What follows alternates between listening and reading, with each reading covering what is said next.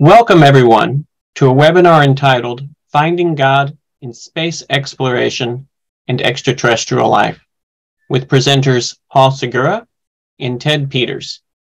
My name is Sebastian Mofford, and I am the director of ITEST. The Institute for Theological Encounter with Science and Technology, ITEST, is an association of theologians, scientists, and others committed to a Catholic worldview in which faith and science collaborate in exploring the truth.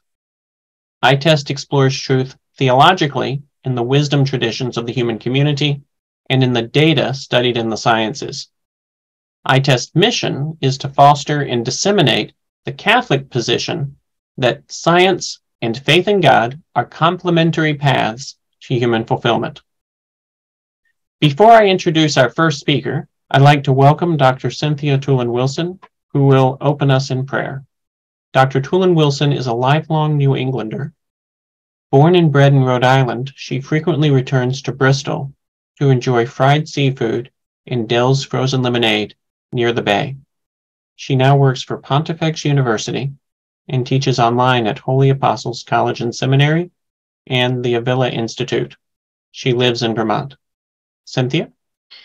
In the name of the Father, and the Son, and the Holy Spirit. Amen. Our Father, who art in heaven, hallowed be thy name. Thy kingdom come, thy will be done, on earth as it is in heaven.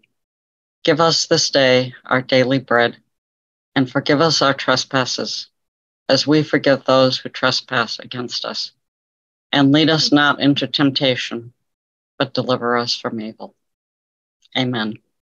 Father, Son, Holy Spirit. And now I'm delighted to introduce our first presenter.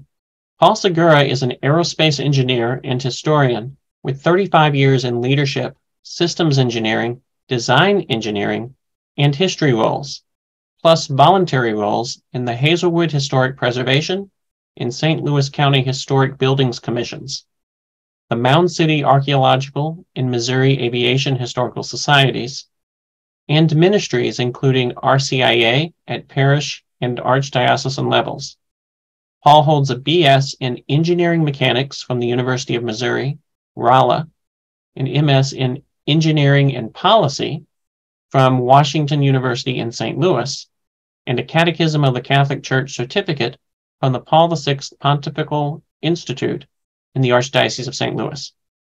Paul is married to Lynn and has 2 married daughters and 2 grandchildren. Paul's presentation is titled Apollo 8, Providential Mission to the Moon. Paul, take it away.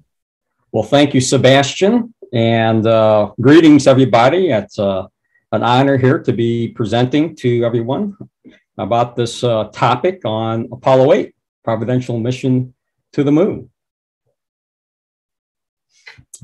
So just a little bit more about me. Who's Paul? So as Sebastian mentioned, 35 years in the aerospace industry. I've been married for 30 years. I've been a father for 27 years, involved in many ministries in the church, but my main one is RCIA, and I've been at that for 25 years.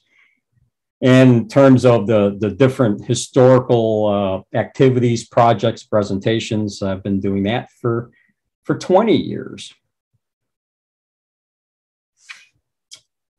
So this is just an overall agenda of what we will be talking about here today.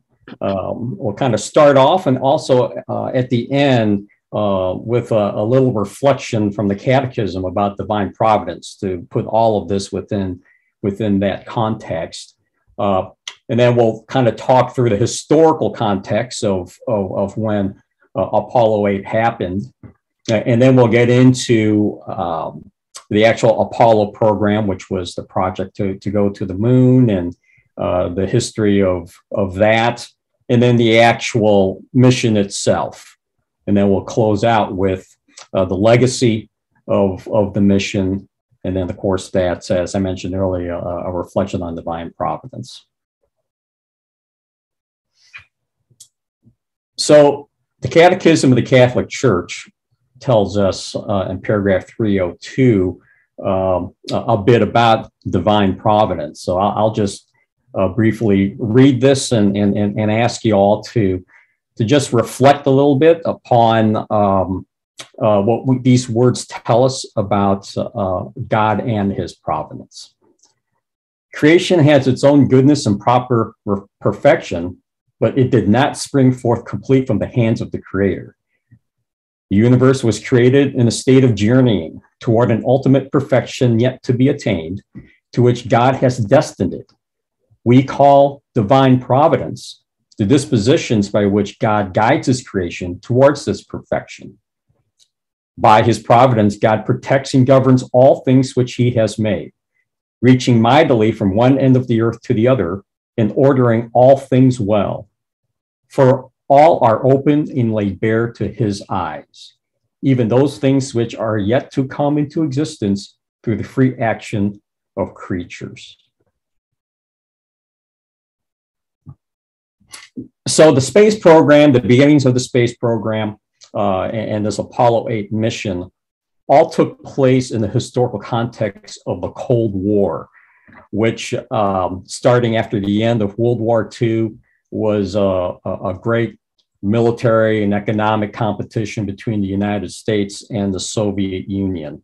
At times where it was fought as hot wars or proxy wars as well.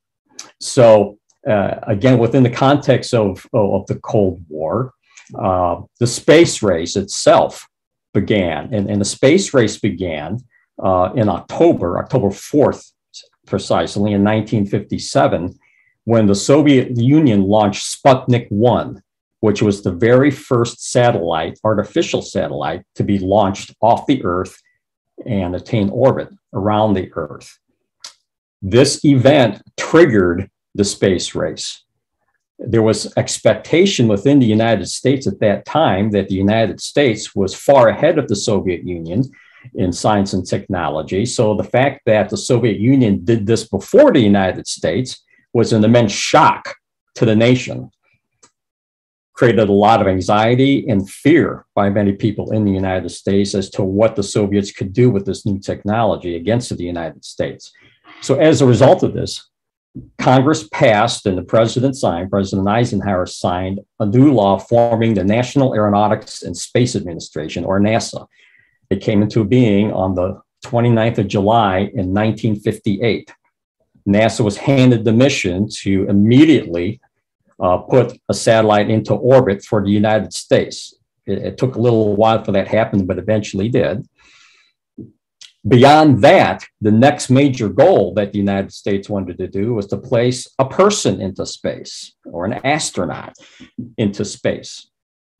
And that was done through the Mercury program that NASA formulated. And the spacecraft Freedom 7 was launched with Alan Shepard as the first American to fly into space on the 5th of May in 1961.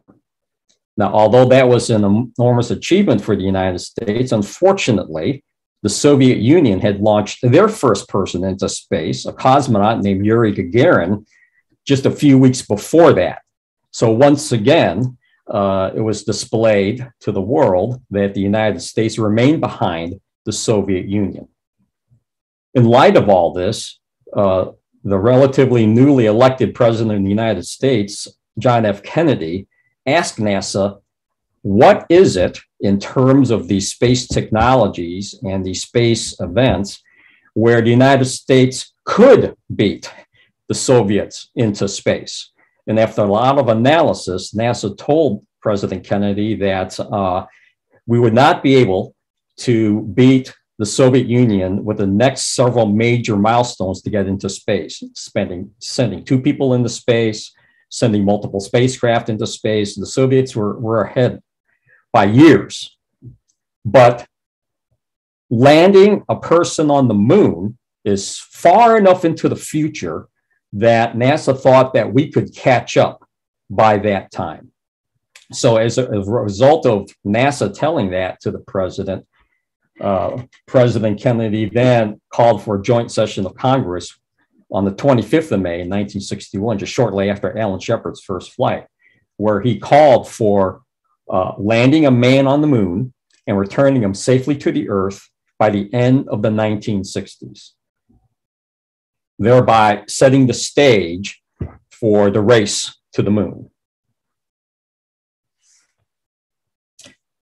So just 7 short years after President Kennedy set that challenge for the United States, in the year of 1968, the world had changed from what it was in 1961. And a lot of that change, some was positive, but a lot of that change was not. The United States found itself very divided in 1968, more divided than it was since the Civil War, almost a century beforehand.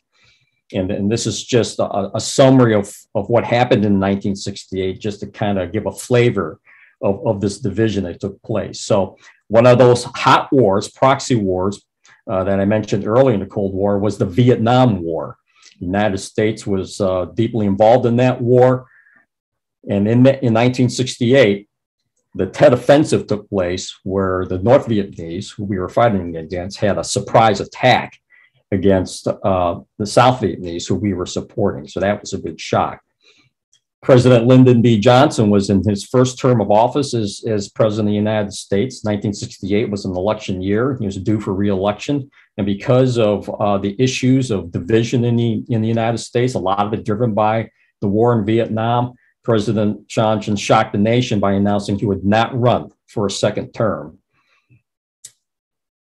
The civil rights icon, Dr. Martin Luther King, was assassinated in 1968. That triggered several riots throughout cities in the United States, including Washington, D.C., Chicago, Kansas City, New York, etc.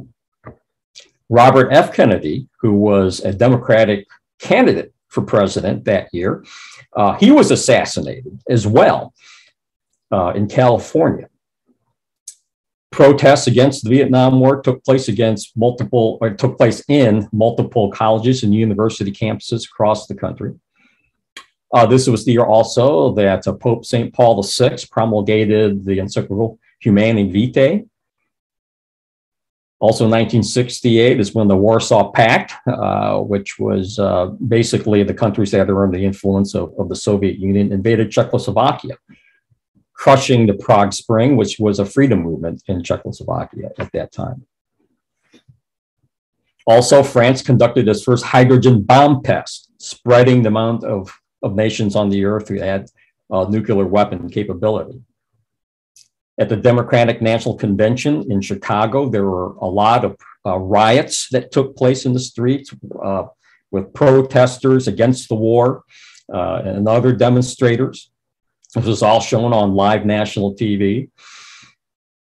The Mexican government crushed this Mexican movement of 1968, Movimiento Estudiante, just before the opening of the Olympic Games that was held in Mexico City.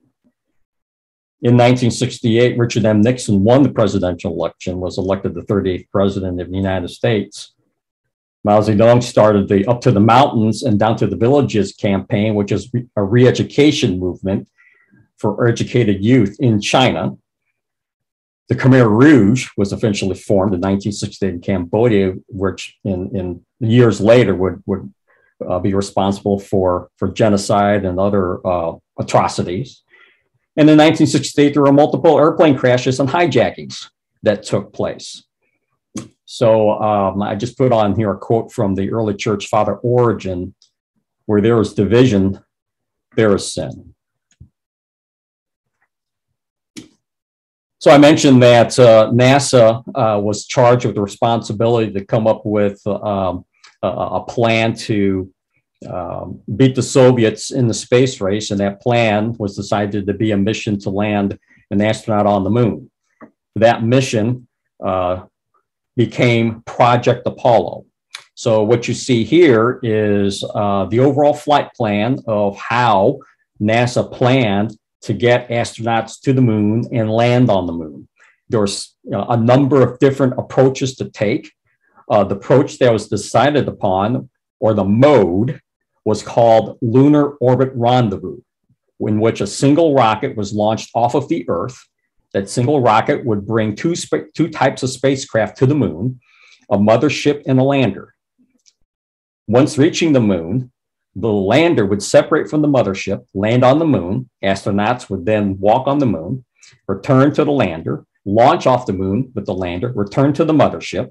The lander would remain on the moon in lunar orbit, and then the mothership would return to Earth. So at a high level, that is the flight plan for getting to and landing on the moon. How they were going to do that was with the Saturn V rocket, which was that single rocket that would launch these spacecraft into space towards the moon. Saturn V was the largest rocket ever designed. It was only just last year when NASA launched the brand new rocket called Artemis that actually became the largest rocket and beat the Saturn V's record. But of course, back in the 1960s, the Saturn V at 7.5 million pounds of thrust, 363 feet tall, was the largest rocket by far.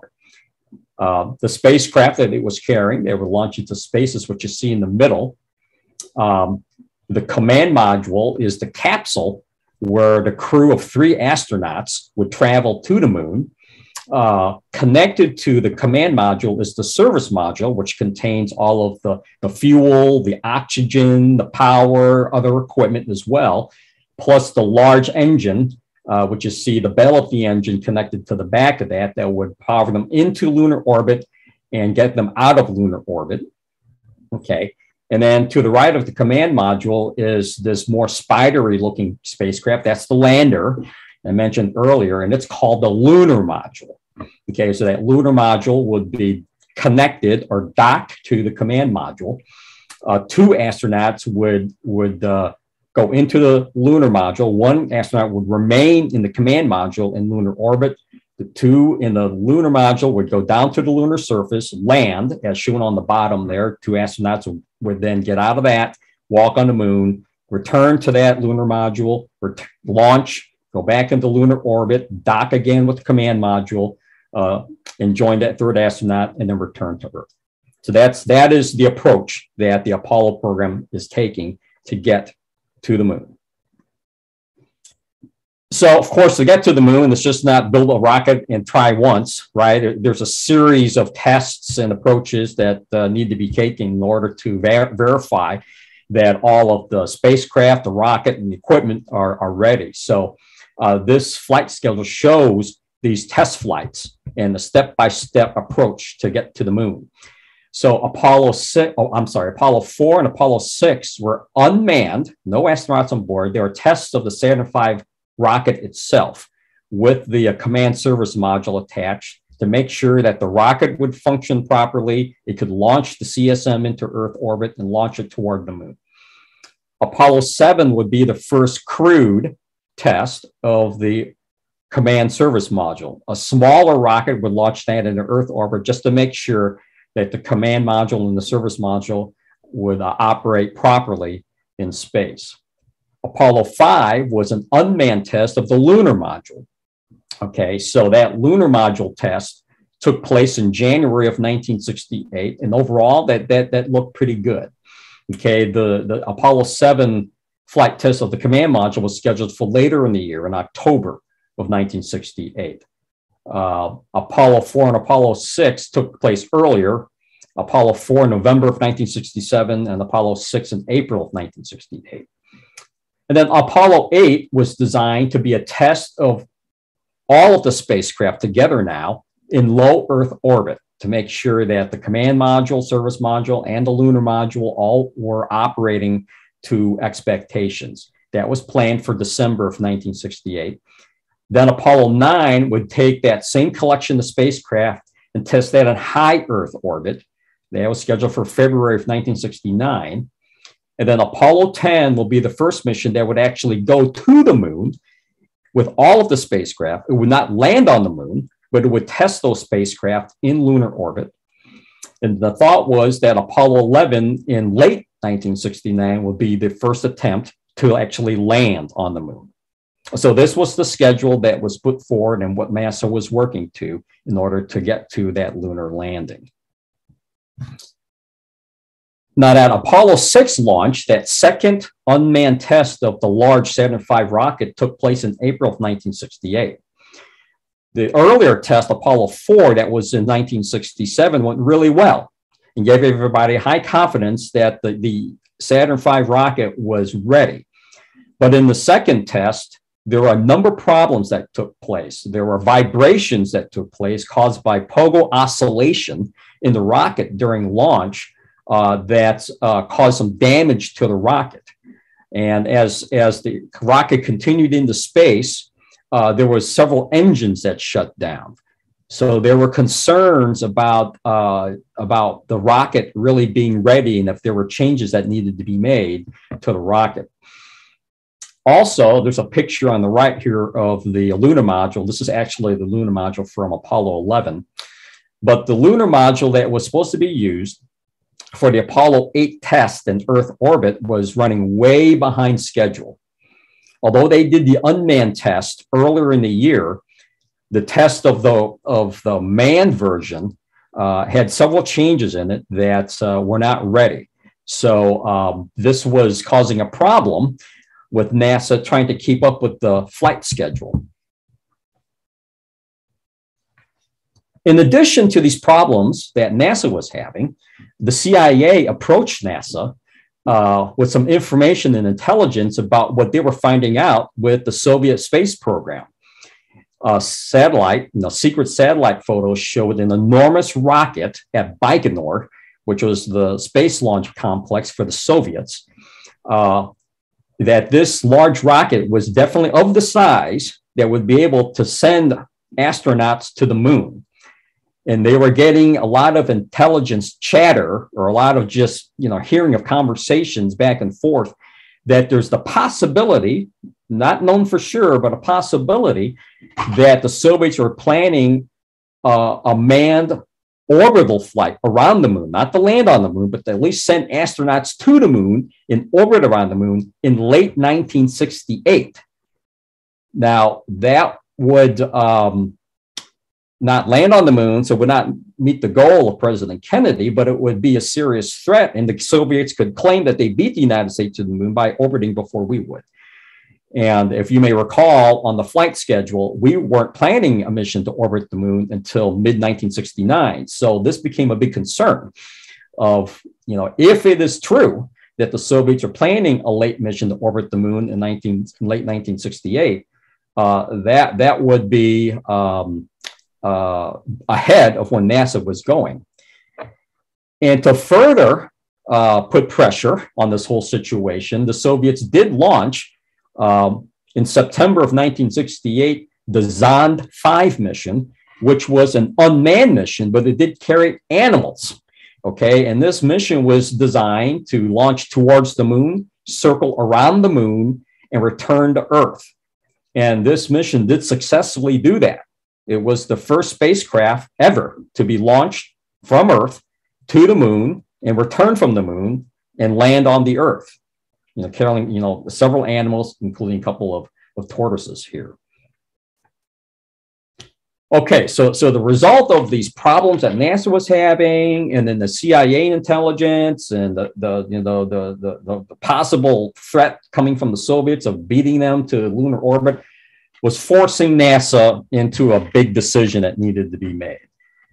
Apollo 10, that first flight to the moon, was not scheduled until the summer of 1969. That would be later than what the Soviets were apparently trying to do in late 1968. The lunar module for Apollo 8, as mentioned, was not going to be ready for that test flight because of the delays of getting the lunar module ready. The Soviets may be ready to send a manned mission to fly by the moon, at least, before the end of 1968, and that successful Zond 5 flight increased the pressure on the United States and NASA in particular, and it really made it look like, well, NASA must be really behind if this is where the Soviets are really at. So George Low, who was the manager of the Apollo Spacecraft Program Office, came up with the idea of changing Apollo 8's mission. Instead of it being the high Earth orbit test of all three spacecraft, sending just the command and service module on a mission to orbit the moon. The lunar module is not ready anyway, so we don't need it for that kind of mission. So this would possibly keep the program on track and maybe even accelerate the flight schedule and potentially beat the Russians to at least orbit the moon. Now, this is a very daring and risky plan to do that. And one of the big risks is if you change the flight plan and not change the dates of when this is going to be launched, that really squeezes the preparation time from 18 months to 4 months, which is obviously a big risk. Dr. Werner von Braun, he was the director of the Marshall Space Flight Center, which led the Saturn V design team. They were working on the problems that they saw with Apollo 6, and they were confident that the design changes would fix those vibration problems and engine shutdown problems, and the other issues that they saw with Apollo 6. So he indicated that the Saturn V would be ready to carry astronauts successfully and safely. So the final decision of whether or not they would make this change to Apollo 8's flight mission would be contingent upon Apollo 7's mission. And if you recall, Apollo 7 will be the first flight of the command module and the service module in Earth orbit. If that mission went well, showing that the command and service modules were ready for space flight and would behave as expected, then NASA would go ahead with the plan to change Apollo 8's mission to go to the moon instead of being a high Earth orbit test.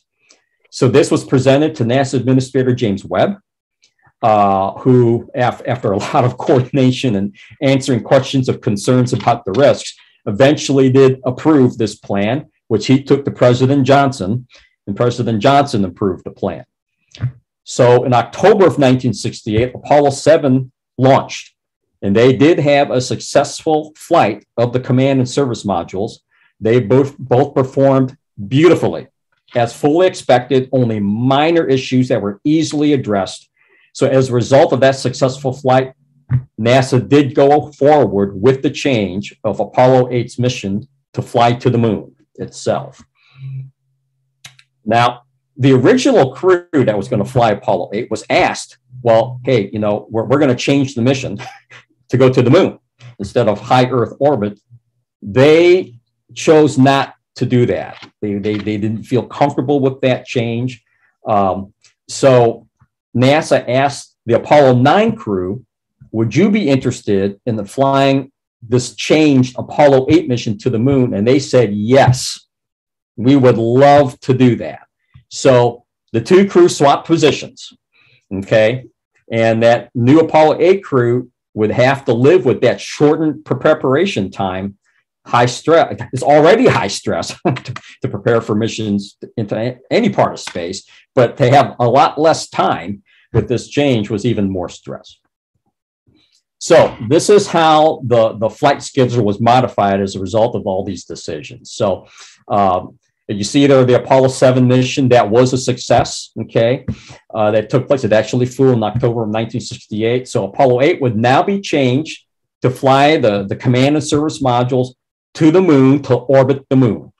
Okay, that would launch and be ready by December of 1968. Okay, Apollo 9, okay, their mission was changed to be a low Earth orbit test of all three spacecraft in Earth orbit. Okay, the high Earth orbit test would be canceled. If Apollo 8 went well, going all the way to the moon, they wouldn't need a high Earth orbit test, okay?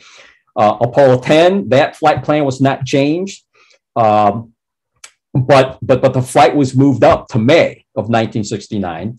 And then Apollo 11, which would be the first attempt to land on the moon, was moved up from late 1969 to the summer of 1969. So as a result of all these changes that took place, this is how the Apollo 8 changed flight plan, the new flight plan looked. It looks somewhat similar to what we saw earlier of the description of the Apollo flight plan. The only difference would be there would be no landing of the lunar module or the landing craft on the moon. Okay, but all other aspects of the flight plan would remain the same. They would leave Earth, fly to the moon, orbit the moon, fly back to Earth. Okay, and you notice, and you may have noticed this in the other slide that showed the flight plan, that a flight path to the moon has this crossing flight path to it that kind of looks like an 8. Okay, so one of the crew members decided to incorporate that into their mission patch, which you see in the upper right-hand corner, that would represent their mission.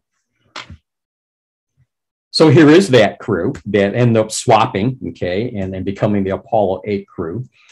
The commander was Frank Borman.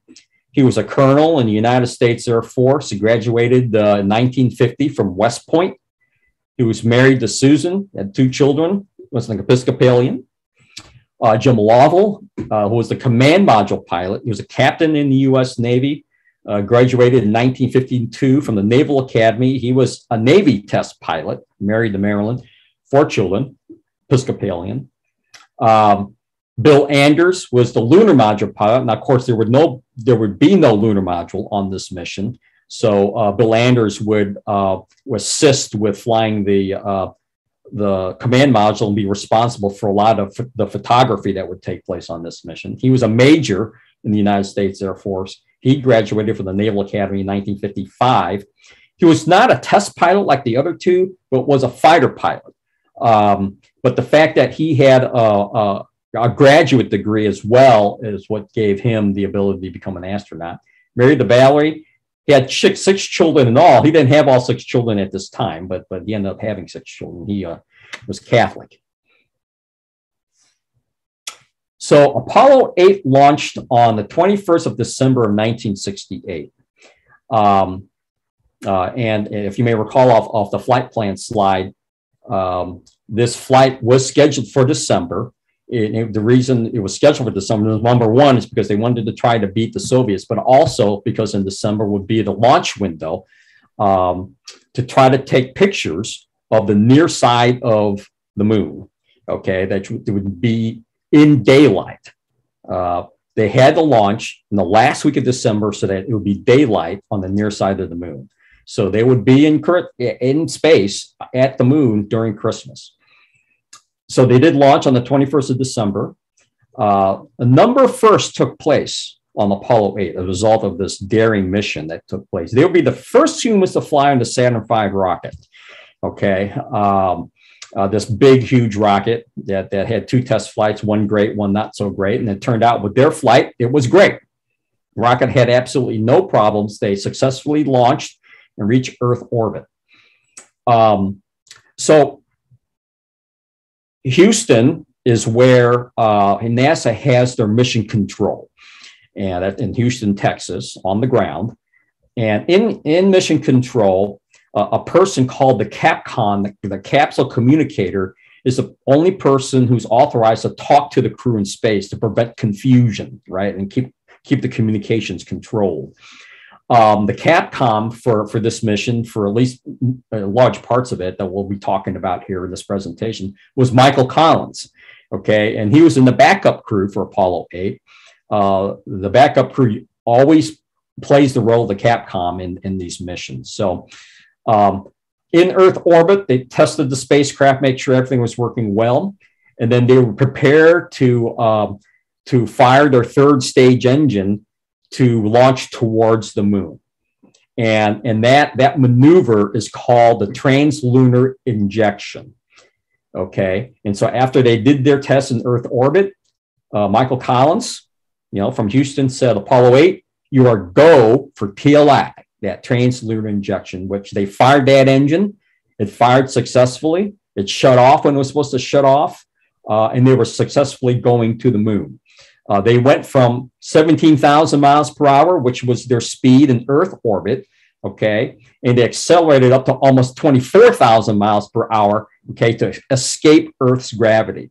So when they were given that command for TLI, they were the first humans to be first told you are free to leave Earth orbit. And with the successful firing that engine, they became the first human beings to leave Earth orbit.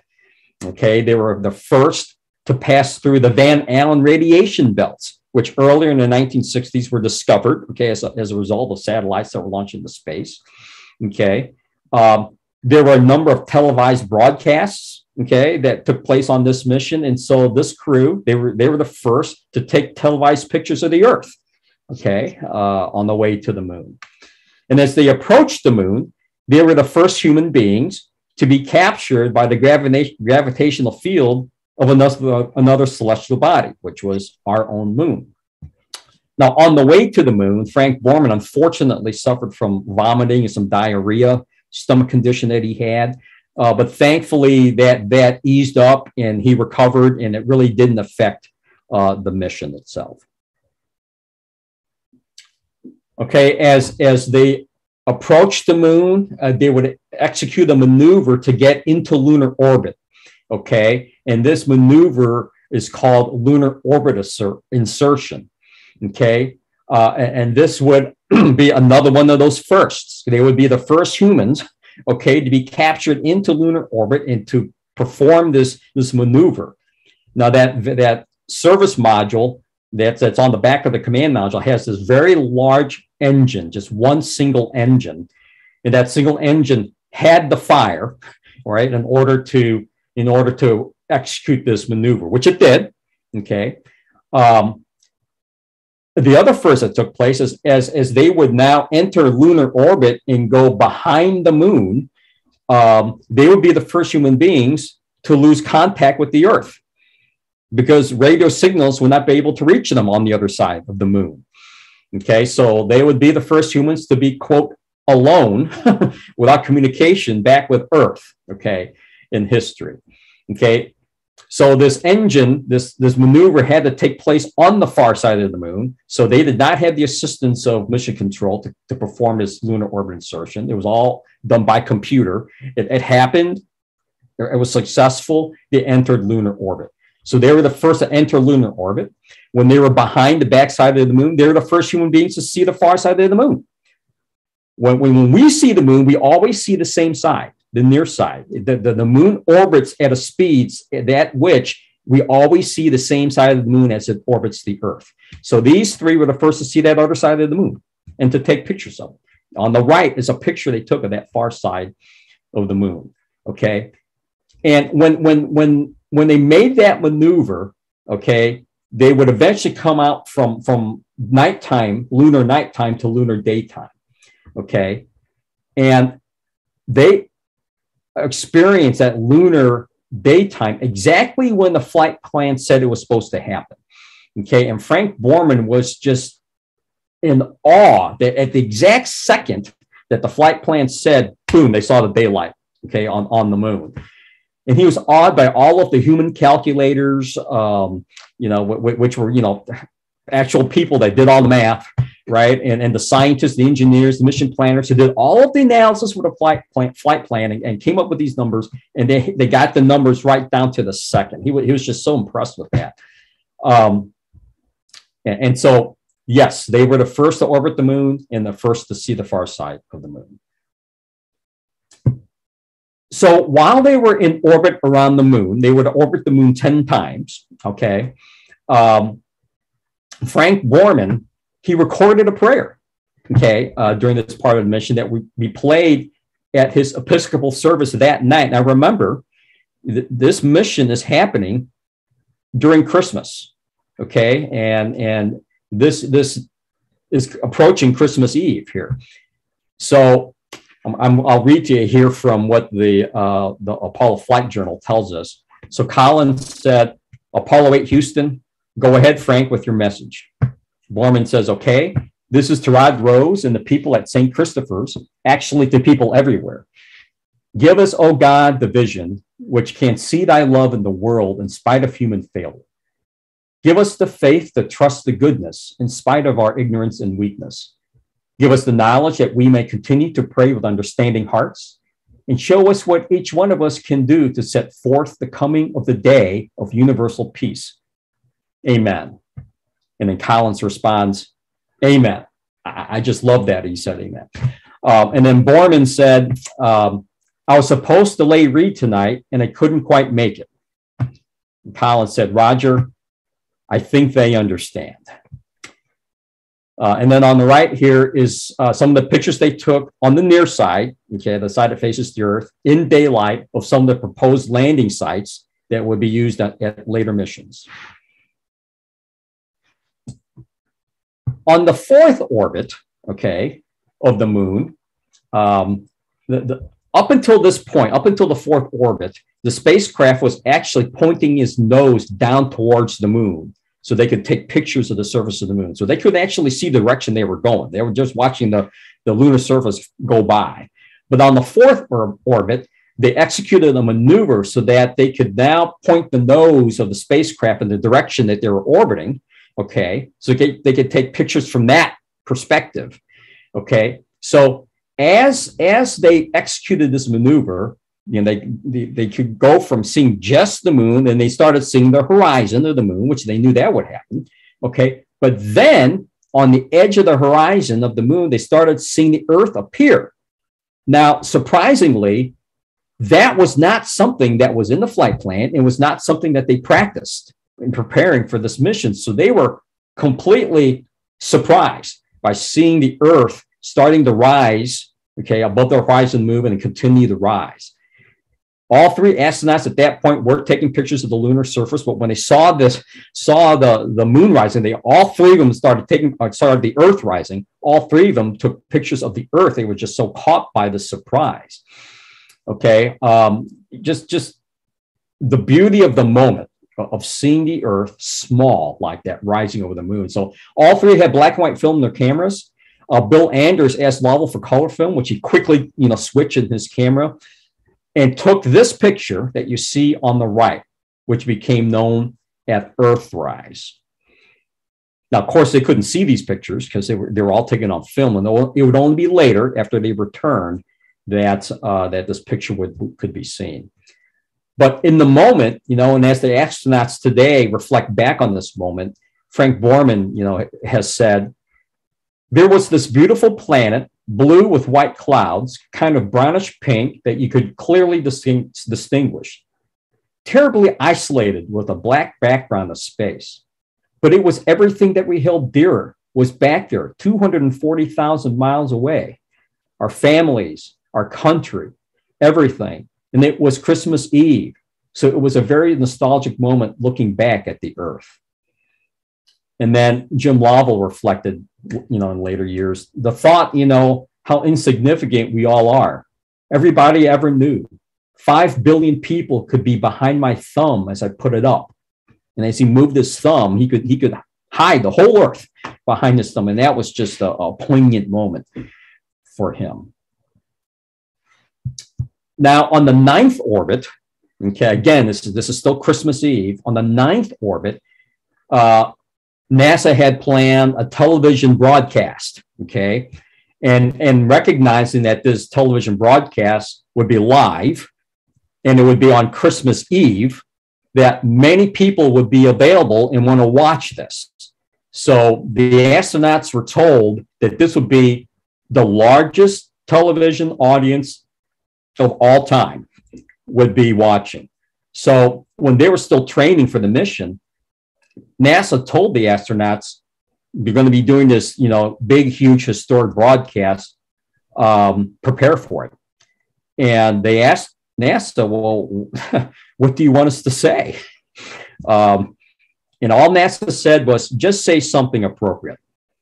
And so they couldn't quite figure out what to say. Should we change the words of Jingle Bells and sing, or, we're not, people who are good with words. So they asked their wives, They asked other people. They couldn't come up with anything. So finally, a friend of theirs, they asked that worked at the U.S. Information Agency. They asked that person, and that person asked his wife. And she came up with the idea of, well, it's Christmas Eve.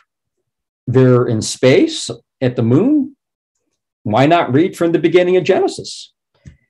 So that was suggested to the astronauts, and they liked that idea. So that's what they did. So during the live television broadcast, at the beginning, they were, showing pictures of the moon, they're describing the moon for everybody. And then after they finished doing that, Bill Anders then said, "We are now approaching lunar sunrise. And for all the people back on Earth, the crew of Apollo 8 has a message that we would like to send to you. In the beginning, God created the heaven and the earth. And the earth was without form and void, and darkness was upon the face of the deep. And the Spirit of God moved upon the face of the waters. And God said, 'Let there be light,' and there was light. And God saw the light, that it was good.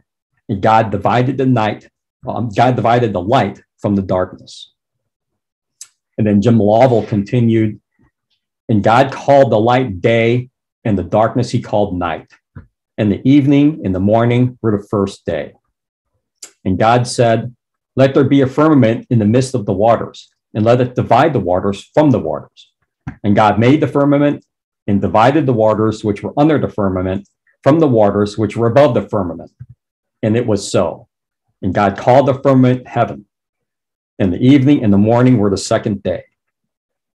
And then Frank Borman picked up, "And God said, 'Let the waters under the heaven be gathered together unto one place, and let the dry land appear,' and it was so. And God called the dry land earth, and the gathering together of the waters he called seas. And God saw that it was good." And from the crew of Apollo 8, we close with good night, good luck, a Merry Christmas, and God bless all of you on the good earth. Now, back in Houston, a number of mission controllers have reflected back in the years that this has happened, saying that no one knew this is what they were going to say. All they knew is that they were told to say something appropriate. And the fact that they were all working on Christmas Eve supporting this mission, and the astronauts read from Genesis completely surprised them and touched many of them. Quite a number of them, were tearing up and crying. Some of them had to leave the mission control room, to recollect themselves. Others, just took pause and prayed in that moment. It was very moving for them. And as many others have said, many of the people who are watching, this live broadcast, of the billion people who watched this live, had similar reactions in many places and were very touched by the fact that this was what was said by the astronauts at this particular time.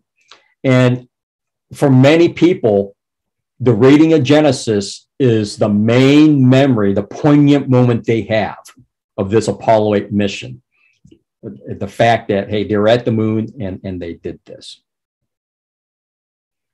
So they read Genesis and had this poignant moment, and right away, that was the 9th orbit, right away in the 10th orbit, they had to execute a maneuver to prepare to return to Earth, And that maneuver was a trans-Earth injection, TEI, And again, that single large engine on the service module had to fire in order to accelerate them out of lunar orbit and towards Earth. That one engine had to work. The fact that they did not have the lunar module, and they didn't need it because they didn't land on the moon, but the lunar module could also be used as a lifeboat in case something happened with the service module, if there was a problem with it. And years later in Apollo 13, an accident did happen in space, and they did use the lunar module. Now, Apollo 8 didn't have that luxury. They would have to depend on the service module. So again, that maneuver would happen on the far side of the moon. They would cut off from communication from NASA. It would all have it happened automatically by computer. Okay, so when they lost contact with Houston, Houston was waiting, okay, and watching the clock, and as time approached of when the maneuver was supposed to take place, and they would emerge from the far side and be heading towards the Earth, they started hearing some cracks in the static, signaling out, okay, I think we're back in communication. And Apollo 8 Houston, okay, Michael Collins was saying Apollo 8 Houston, over. And they weren't hearing anything. And then all of a sudden, they hear Jim Lovell say, Roger, please be informed there is a Santa Claus. Okay, gave everybody a great sense of relief and a little laugh, but they were mostly happy. They were able to get out of lunar orbit and they would return to Earth, which they did. It took them 60 hours to return to Earth, and they re-entered the atmosphere, splashed down in the Pacific Ocean. The United States Navy came to pick them up. A ship, USS Yorktown, picked them up.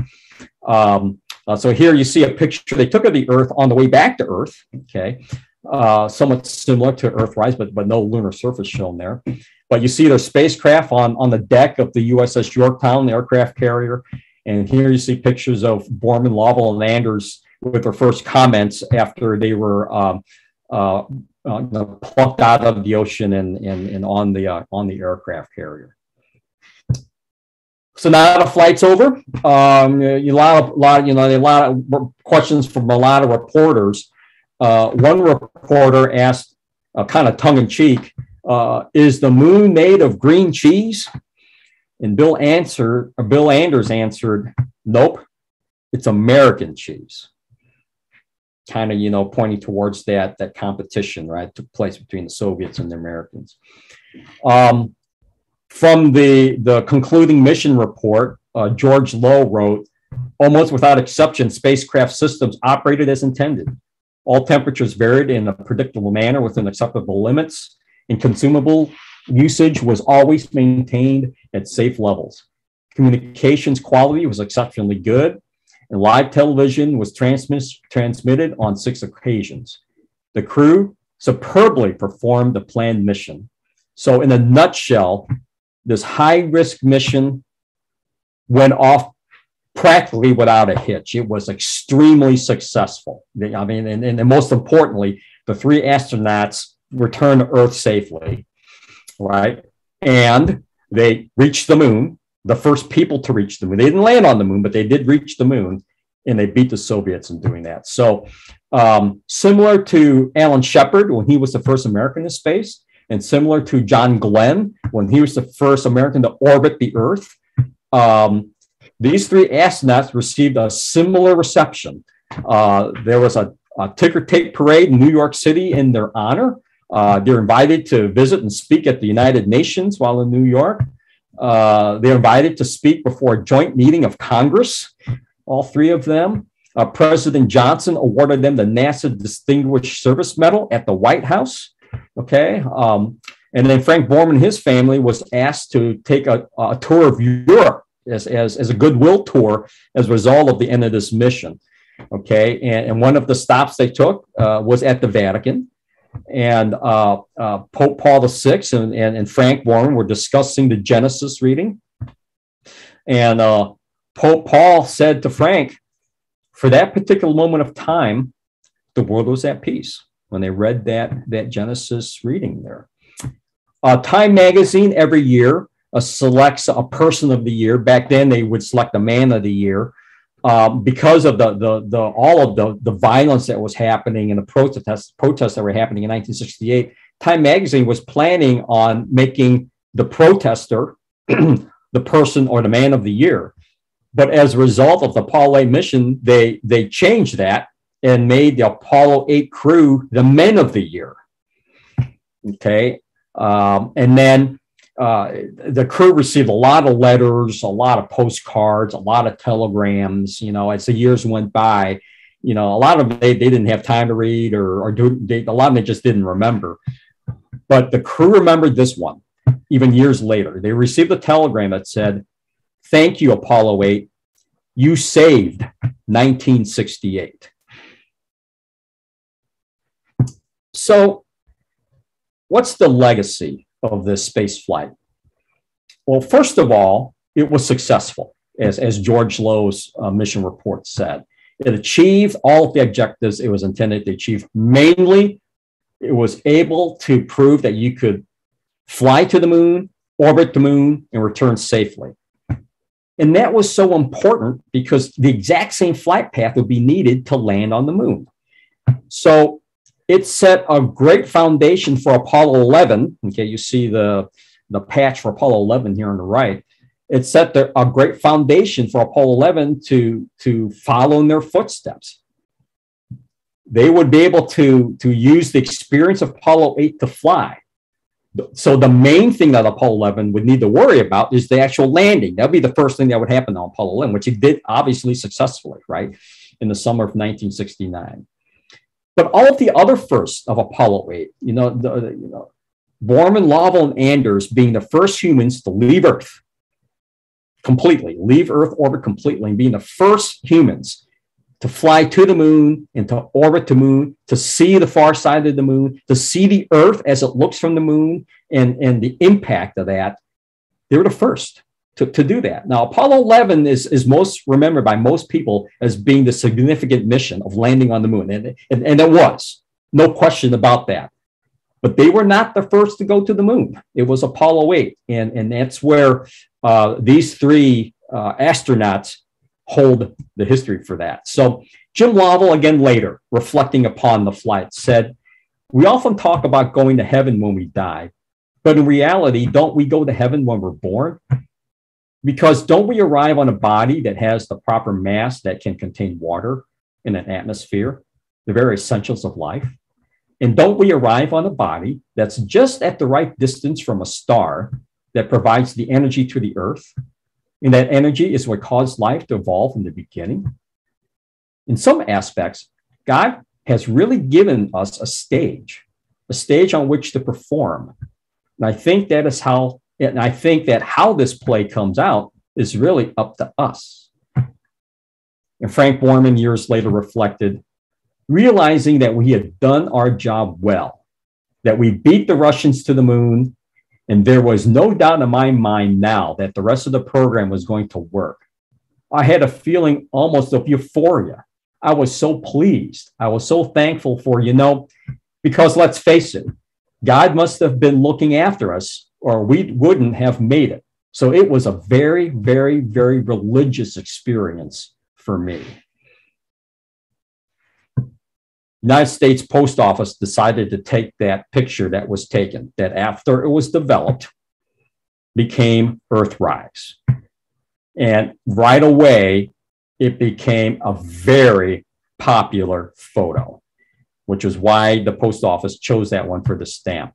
And in addition, also placing the words of the beginning of their Genesis reading on this same stamp. Jim Lovell, his quote, he actually said this while they were still in orbit: "The Earth from here is a grand oasis in the big vastness of space." And Bill Anders reflected later, "We came all this way to explore the moon. And the most important thing is that we discovered the Earth." So there's this sense of, yeah, we achieved the technical goals of this mission, but this mission also achieved much bigger, broader human and spiritual goals that the planners never even planned on, right? Earthrise, this photo Earthrise has been counted as one of the most 100 significant photos in all of history. And all of it is so famous. And helped launch the environmental movement as well. So that Genesis reading that took place, Madeleine Murray O'Hare ended up challenging and suing NASA for going against separated church and state because of reading from the Bible. It went to the Supreme Court. NASA actually won that case, but because they got into legal trouble, NASA decided to change their policies, that there would no longer be any spiritual type of, religious type of discussion broadcast from space. I mean, the astronauts could talk among themselves, but when it comes to transmissions to the Earth, no more referencing anything religious. So that's why, since Apollo 8, you have not heard anything really religious that has been communicated and broadcast from space. Yet that said, okay, I've just put a couple of thoughts here at the bottom of the slide.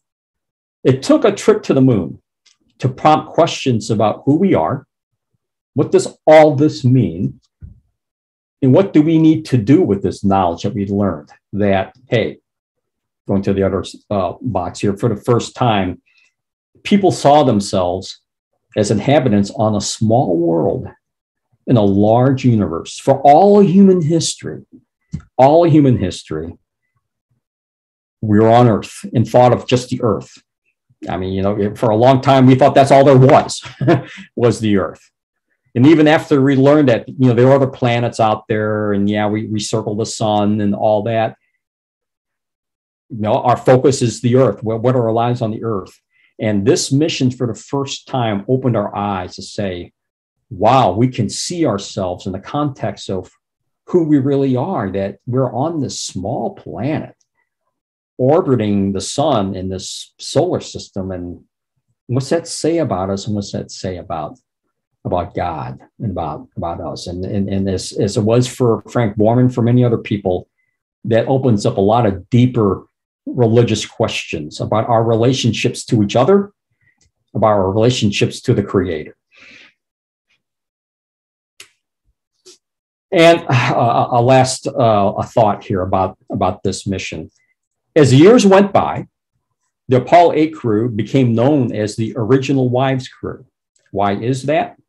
Well, most of the Apollo astronauts were married. There's some that weren't, but most were married. And as time went on, as years went by, they were the only crew that stayed married to their original wives. All those other crew members got divorced or remarried or didn't remarry, etc. Frank Borman, who was the commander, he retired as a colonel, remains married to Susan, had those 2 children, has grandchildren and great-grandchildren. Jim Lovell, the command module pilot, retired from the Navy as a captain, remains married to Marilyn, had those 4 children, has many grandchildren and great-grandchildren. Bill Anders, the lunar module pilot, and when he got back from the mission, he was promoted to colonel, okay, but eventually retired from the Air Force as a major general. Remains married to Valerie, eventually had 6 children and has grandchildren as well. So all 3 have large families today. So as I mentioned earlier, I want to circle back now. We kind of had this catechism reflection at the beginning, so I want to close with a catechism reflection on what a couple of other paragraphs say about divine providence and in light of how this mission, Apollo 8, unfolded. To human beings, God even gives the power of freely sharing his providence by entrusting them with the responsibility of subduing the earth and having dominion over it. God thus enables men to be intelligent and free causes in order to complete the work of creation, to perfect its harmony for their own good and that of their neighbors. Though often unconscious collaborators with God's will, they can also enter deliberately into divine plan by their actions, their prayers, and their sufferings. They then fully become God's fellow workers and co-workers for his kingdom. The truth that God is at work in all the actions of his creatures is inseparable from faith in God the Creator. God is the first cause who operates in and through secondary causes. For God is at work in you, both to will and to work for his good pleasure. Far from diminishing the creature's dignity, this truth enhances it. Drawn from nothingness by God's power, wisdom, and goodness, it can do nothing if it is cut off from its origin, for without a creator, the creature vanishes. Still less can a creature attain its ultimate end without the help of God's grace. And here's the sources and some references if you want to dive deeper into this incredible providential mission to the moon. So I thank you for your time today and for listening. Sebastian, back to you. Thank you, Paul, for your excellent presentation. And now I'm pleased to introduce our second presenter. Ted Peters is a public theologian directing traffic at the intersection of science, religion, and ethics. Peters is an emeritus professor at the Graduate Theological Union, where he co-edits the journal Theology and Science on behalf of the Center for Theology and the Natural Sciences in Berkeley, California, United States of America. He just co-edited, I'm going to start that over. And now I'm pleased to introduce our second presenter. Ted Peters is a public theologian directing traffic at the intersection of science, religion, and ethics. Peters is an emeritus professor at the Graduate Theological Union, where he co-edits the journal Theology and Science on behalf of the Center for Theology and the Natural Sciences in Berkeley, California. He just co-edited Astrobiology, Science, Ethics, and Public Policy, as well as Astrotheology, Science and Theology Meet Extraterrestrial Intelligence. You can see his blog site at Patheos and his website, Ted's Timely Take. Ted lives with his wife Karen in Berkeley, California. His presentation is entitled Astrotheology, where Science and Faith Meet ETI, or Extraterrestrial Intelligence. Ted, take it away. Well, thank you, Sebastian. It's good to be with you and Sheila and the people at ITEST. I congratulate you for the yeoman's work that you're doing in bringing science and faith together. It's so important. The scientific community is almost like a prophet revealing to us the mysteries of nature, and that only expands and deepens our appreciation of God's creation. Important work. Well, our topic here is going to be astrotheology, where science and faith meet ETI, and let's get into it. I come from the Center for Theology and the Natural Sciences at the Graduate Theological Union in Berkeley, California.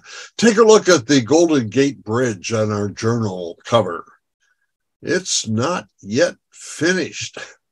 When it gets finished, we want to see traffic going two ways, one from science into theology and the other from theology back to science. We call it the creative mutual interaction. Astrotheology, what is it? Well, most simply, it's religious reflection on astrobiology. You can see a couple of books here that I've been involved on in preparing. Astrobiology, Science, Ethics, and Public Policy is a collection of essays by space scientists and philosophical ethicists and theological ethicists. And then on the right, a book we put together at the Center for Theology and the Natural Sciences, Astrotheology. It includes astrobiologists, to be sure, but also some theologians, mostly Christian, but we have Islamic and Jewish voices being heard here, and we cover a long list of issues that we think need to be addressed. Well, here's a more complicated definition of astrotheology. It is that branch of theology which provides a critical analysis of the contemporary space sciences, combined with an explication of classic doctrines such as creation and eschatology. Why? For the purpose of constructing a comprehensive and meaningful understanding of our human situation within an astonishingly immense cosmos. To the right there, you can see a photograph taken during the first course in astrotheology, which I taught. We in Berkeley mixed together the faculties of the Graduate Theological Union with the faculty at the University of California, Berkeley. So on the right there, my co-professor is Carl Pennypacker, and Carl is an astrophysicist who specializes in dark matter and dark energy. And on the left there is Nate Hallinger, a doctoral graduate student at that particular time, playing the role of the TA.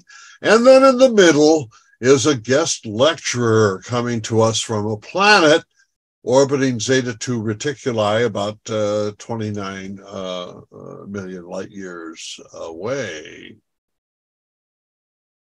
The 4 tasks of astrotheology. The first one, deal with that pesky problem of geocentrism. Is it really the case that religious people think of planet Earth as somehow or other in the center and everything orbits around us? Let's take a look at that one. Incarnation number 2. If we in fact share the Milky Way with civilizations, intelligent civilizations on other exoplanets, what's going to happen? Will the story of Jesus Christ on Earth, a single incarnation, apply to the whole cosmos, or will there be a planet-hopping Christ, one incarnation for each and every intelligent civilization? How are we going to handle that one theologically? Number 3, critique the space sciences. Just because scientists are smart doesn't mean we give them a free pass. No. Let's offer an external critique of what goes on within the sciences. And the one I'm going to talk about here is there's a myth, the ETI myth, right in the heart of the sciences. And I think scientists ought to stick to science and not practice theology without a license. So I'll say something about that in a minute. Then astroethics. Space ethics requires public input just so our exploration to off-Earth sites is done with the highest purposes in mind. And we need to prepare planet Earth for possible visits, or at least a relationship being developed with off-Earth societies. So that's where we're going. Pour yourself another cup of coffee and get ready for an adventure in space. The first task, geocentrism. Have you ever heard of the Copernican principle, sometimes called the principle of mediocrity? Well, it goes like this, and watch carefully now and see the sleight of hand as we move from fact to value. It goes like this. The Copernican principle states that the sun, not the earth, occupies the center of the heavens, and that a spinning earth, as well as the other planets, circles around this fiery orb. Okay. That's an astronomical fact, right? Now watch what happens. Next sentence. It is a worldview that asserts that we are not the center of all existence. We are not special. In fact, we are as dull as they come. So the fact that the Earth orbits the sun has a value judgment attached to it, namely, we're dull. Is that good science? I love this cartoon. When are you going to realize that you're not the only being in the universe and the alien has to bring the clean laundry into the messy teenager's bedroom? Well, let's put this issue of the geocentrism into action. And here is Paul Davies, a physicist and astrobiologist at Arizona State University. And he lays down the gauntlet. He makes the challenge. It goes like this. The existence of extraterrestrial intelligences, would have a profound impact on religion, shattering completely the traditional perspective on God's relationship with man. If you and I suddenly become pen pals with smart beings on another planet, our religion is going to face a crisis and it will get shattered. That's what Paul Davies thinks. Is this true? I wonder. Well, let's test it. Let's test it by floating a hypothesis, and it goes like this. Official confirmation of the discovery of a civilization of intelligent beings living on another planet would so undercut traditional religious beliefs that the Earth's religious traditions would face a crisis. Can we confirm this or disconfirm it? That's what we're going to do for the next few minutes. What would medieval Roman Catholic theologians think? Well, let's go back to St. Thomas Aquinas, 11th century, professor at the University of Paris, centuries before Copernicus. Well, St. Thomas looked up at the stars and the planets in the sky, and he scratched his head and wondered, I wonder if there are worlds up there like us with intelligent creatures. Well, he concluded, no. It is necessary that all things belong to one world, so there's only one world, the Earth, and the Earth is in the center. He's what you would call a card-carrying geocentrist. But note, did it bother him? Did it make him nervous to ask whether or not an extraterrestrial civilization existed? Not at all. Well, how did he come to this geocentric conclusion? He appealed to Aristotle, the philosopher, and Aristotle had suggested that oneness, centeredness, these things are traits of perfection. And on that basis, he argued that it is necessary that the Earth with its center exhibit the trait of perfection, so there would be one world and not a universe made up of many different competing centers. That was his logic. But note, he doesn't feel there's any crisis going on in offering an honest debate about the issue. 2 generations later, another professor at the University of Paris, John Buridan, he takes up exactly the same question. We're still centuries before Copernicus, and he says, we hold from faith. Oh, just let me interrupt there. So there are 2 forms of revelation, natural revelation and special revelation. Natural revelation is what we learn from the philosophers, what we learn from observing nature, and what we learn from science. And St. Thomas had decided there's only one world on the ground of philosophy. John Buridan, when he uses the word faith, he means what the Bible says, okay? We hold from faith that just as God made this world, so he could make another or several worlds. So it is possible that when we look at the night sky, we're looking at planets that are like Earth, on which there are extraterrestrial civilizations. He thinks the Bible makes this possible. 3 centuries before Copernicus, is John Buridan worried that ETI will spoil his faith? Not in the slightest.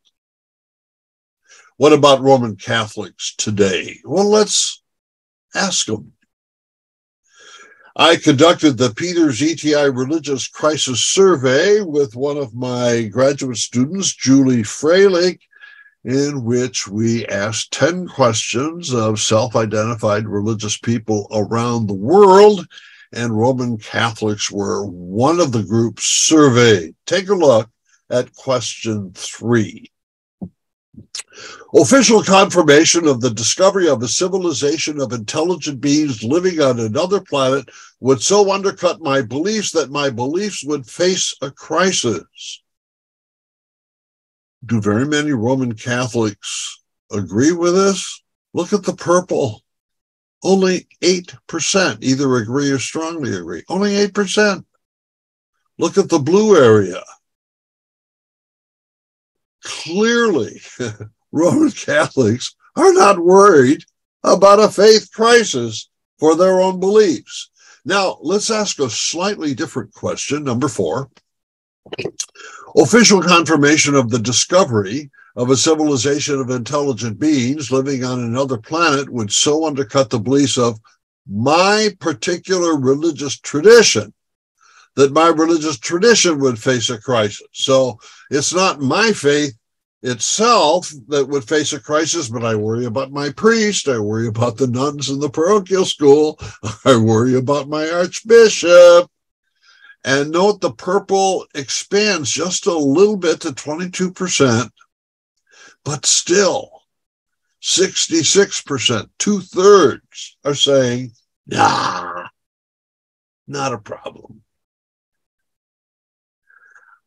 The survey allowed for some comments, and most of the comments look like the ones that you can see right here. One is, the world is too vast and wonderful, and God's power is so limitless that there must be more than little old us. Note, there's no geocentrism here at all, just the opposite. My religious viewpoints and practices would remain unchanged. The same God who made me is also capable of making extraterrestrials. I want to say that is typical of the comments that we got from Roman Catholics in the survey. What about theologians?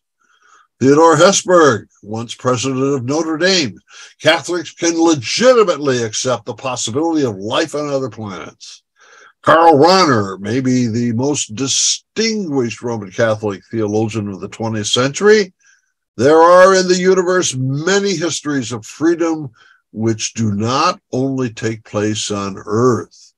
Francis Cannell, former president of Catholic University in Washington, it is good for Catholics to know that the principles of their faith are entirely compatible with the most startling possibilities concerning life on other planets. Pope Francis, after a chapel service recently, by recently, maybe a couple of years ago, was asked whether he would baptize an alien, and he said, well, sure, if the alien asks for it. Well, what do you conclude? Are Roman Catholics shaking in their boots, worrying about shattering of faith due to the loss of geocentrism or sharing our cosmos with intelligent space neighbors? I don't think so. What about mainline Protestants? Take a look at questions 3 and 4. Almost the same as the Roman Catholics. Very little purple, clearly predominance of blue. Mainline Protestants aren't going to face a crisis. And taking a look at some of the comments we got from the Protestants, finding ETI, I believe, would be a profound and what wonderful event. And here is my favorite of all the comments. Hey, I'd share a pew with an extraterrestrial any day. Here's Krister Stendahl, former dean of Harvard Divinity School and then later Archbishop of Stockholm in Sweden. And he was invited to a NASA meeting with space scientists, and this issue of ETI came up. He says, that's great. It seems always great to me when God's world gets a little bigger and I get somewhat more a somewhat more true view of my place and my smallness in that universe. Is he a geocentrist? Or does he seem to adopt the principle of mediocrity? Certainly the latter.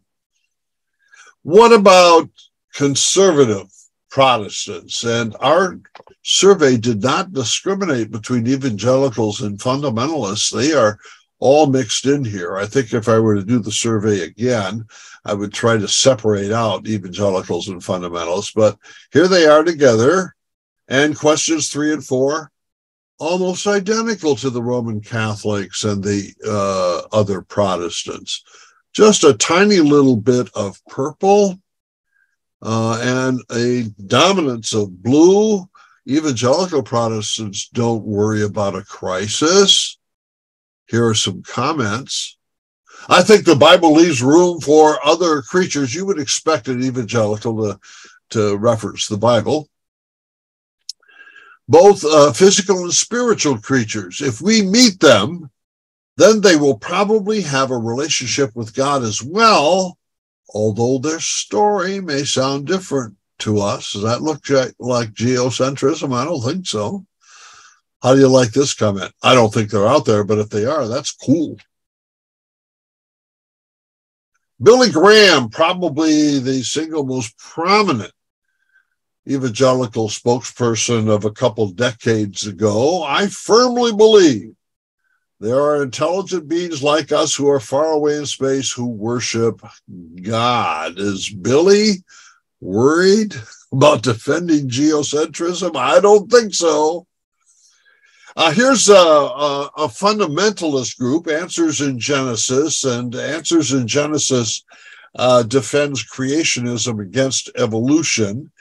And this particular online article is responding to a moment that took place at the Royal Society in London. I was sharing the results of my survey there. 2010, I think it was the anniversary of Sir Isaac Newton's, Galileo's telescope. No, it was Isaac Newton. Anyway. And Paul Davies and I had a public debate over the particular issue we're discussing.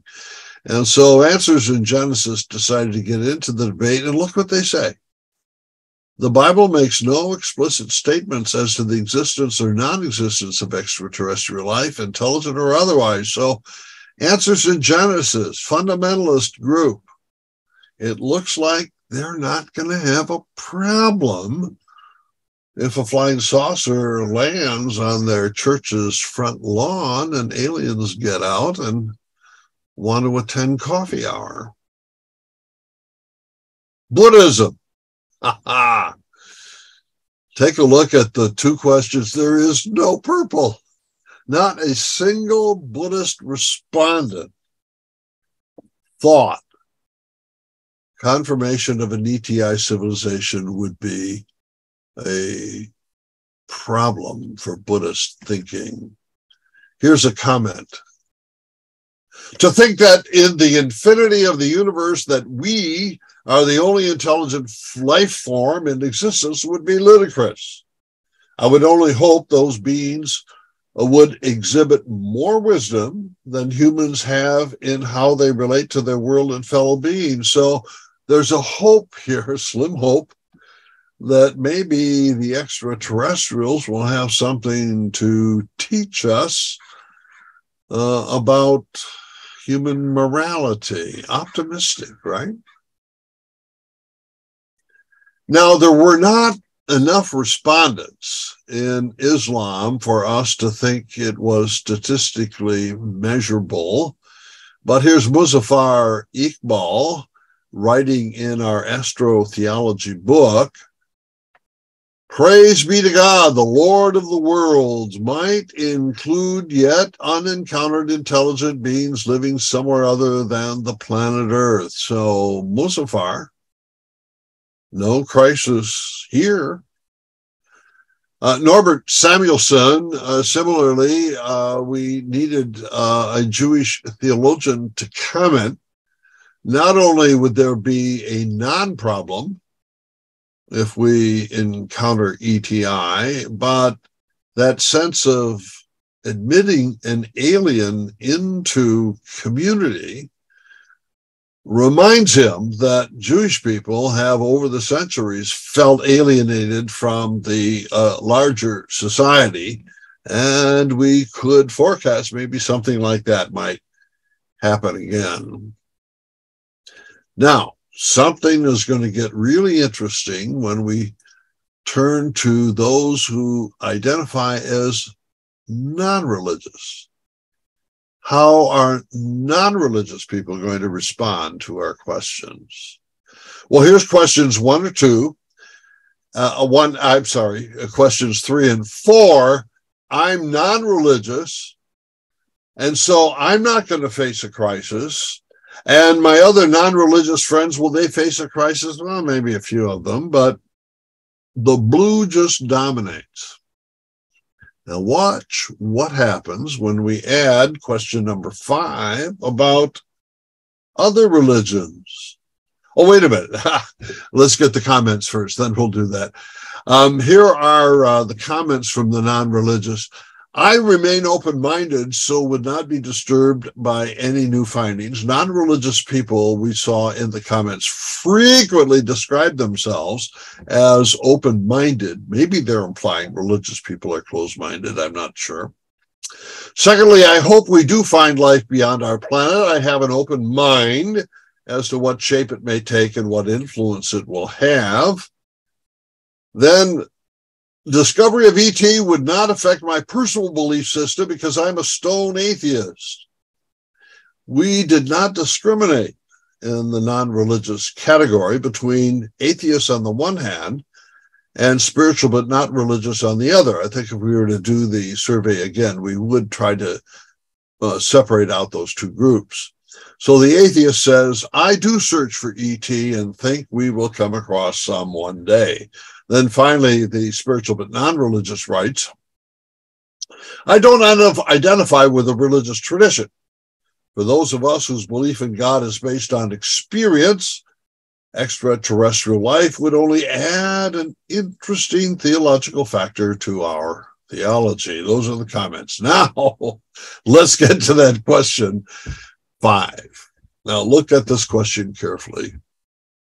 Even though my religious or non-religious viewpoint would remain unaffected, contact with extraterrestrials would so undercut traditional beliefs that the world's religions would face a crisis.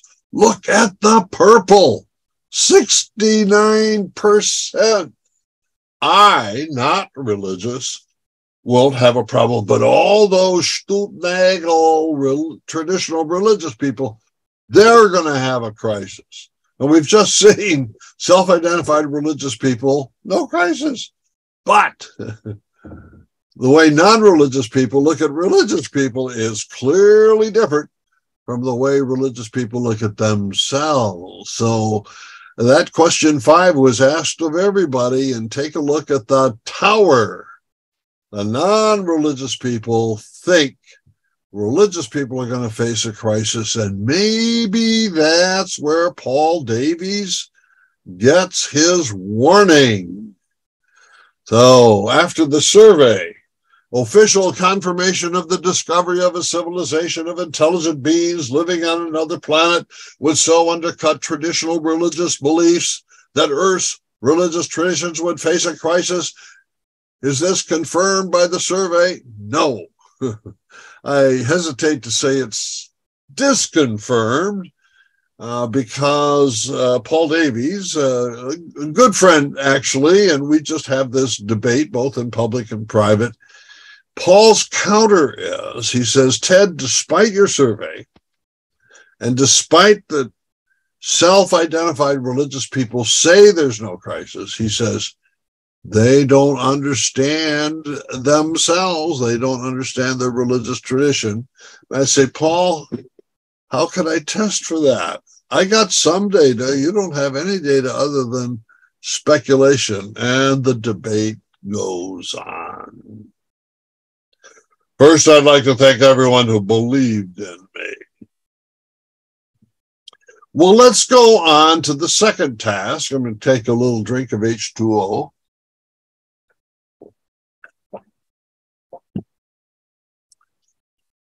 The Christians are going to have to confront the question of God's redeeming work in Jesus Christ, and the way it's been formulated is, would there be only one incarnation of the second person of the Trinity on planet Earth in the history of Jesus Christ? Or might there be a similar incarnation again and again and again on each planet hosting an extraterrestrial intelligent civilization? Paul Tillich, one of the giant Protestant theologians of the 20th century, is a multiple incarnationist. This is right in volume 2 of his Systematic Theology. If there are non-human worlds in which existential estrangement is not only real, but in which there is also a type of awareness of this estrangement, such worlds cannot be without the operation of saving power within them, not just creation, but salvation. Incarnation is unique for the special group in which it happens, but not unique in the sense that other singular incarnations for other unique worlds are excluded. Let's turn to the Roman Catholics. Here is Thomas O'Meara, Notre Dame theologian. I would call him an exotheologian or an astrotheologian. He also votes for multiple incarnations. As incarnation is an intense form of divine love, will there not be galactic forms of that love? An infinite being of generosity would tend to many incarnations rather than to just one. Incarnations among extraterrestrials would not be competing with us or with each other. Ilia Delio at Villanova. And note in this book, she has a foreword written by John Hott from Georgetown. Both John and Ilia have done a lot of very, very creative work in the interaction between faith and natural science. To speak of Christ on the level of extraterrestrial life is not to restrict the discussion to Jesus, that's the historical Jesus on earth, to Jesus alone, but to see Christ as the icon of created reality. Christ is the divinization of created reality in whatever way the divine word can fully enter into that reality. So Ilia is a multiple incarnationist. My colleague in Berkeley, Bob Russell, founder and director of the Center for Theology and Natural Sciences, is an avid multiple incarnationist. And here is how he argues, and I find his argument really quite forceful. I disagree with it, but here's his argument. There is both a spatial separation between planetary civilizations and a temporal one, with cultures winking into and out of existence without overlapping or intersecting, fading away into God's providence. He's got Albert Einstein's special theory of relativity in the back of his mind here, so that extraterrestrial civilizations at great distance from us are born and die, and there will never be a temporal overlap between theirs and ours. That means missionaries are impossible. You can't send a missionary from Earth in order to catch an extraterrestrial civilization in the middle in order to spread the good news. And so Bob concludes then God's going to have to do it. We can't. The population of multiple incarnations overcomes the time and distance problems, allowing the one God fellowship with creatures whenever and wherever they live throughout the universe. Multiple incarnations. Well, does anybody favor a single incarnation on Earth alone? Yes. Wolfhart Pannenberg, recently deceased, Lutheran theologian at the University of Munich. It is hard to see why the discovery of non-terrestrial intelligent beings would be shattering to Christian teaching. If there were such discoveries, they would, of course, pose the task of defining theologically the relation of such beings to the Logos, incarnate in Jesus of Nazareth, the Logos who works throughout the universe. And I have to think here about Genesis chapter 1 and John chapter 1. In chapter 1 of Genesis, God creates all things by the word. And in John chapter 1, that very same creative word becomes incarnate in the historical Jesus Christ, particular time and particular place. You see, I have Logos Sarkos and Logos Asarkos there on the right. So Jesus is Logos Sarkos, the universal Logos in the flesh. But there is a Logos Asarkos, God's creative word, which is powerful everywhere in the cosmos with its 13.7 billion year history and its perhaps 2 trillion galaxies. That divine Logos is present everywhere. The Logos in the flesh, on earth, good enough. But that doesn't mean that God isn't present universally in the second person of the Trinity everywhere in the cosmos. Now, let me just offer you an observation. I think that if you want to emphasize that the incarnation of God in Jesus Christ is for the purposes of revelation, that is to say, to reveal what God eternally is, then you tend to support multiple incarnations.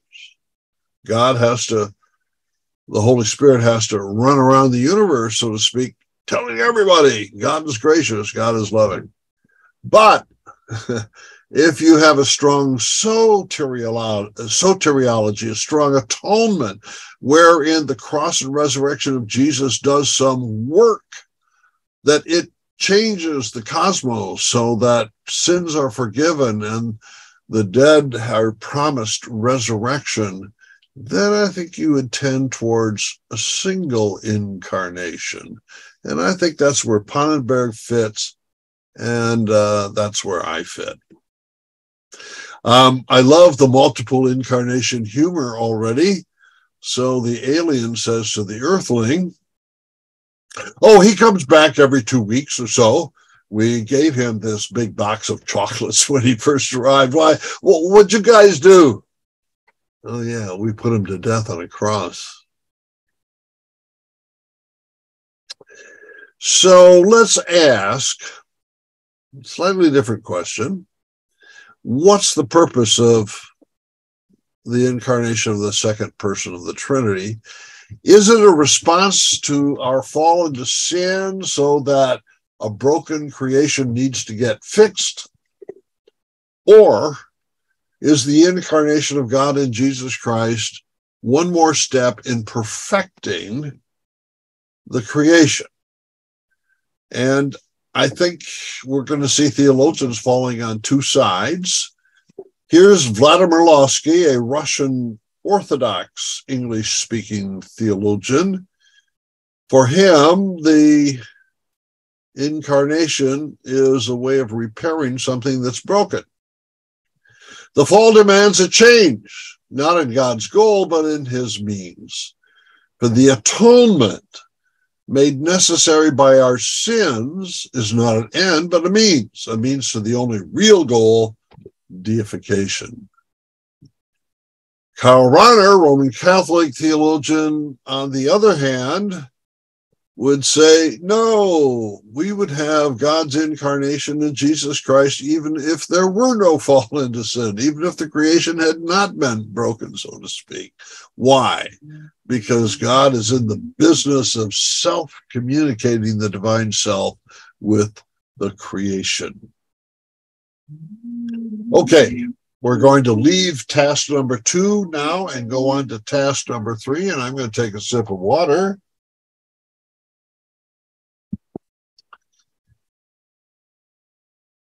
Task number 3, the astrotheologian should make an assessment of the integrity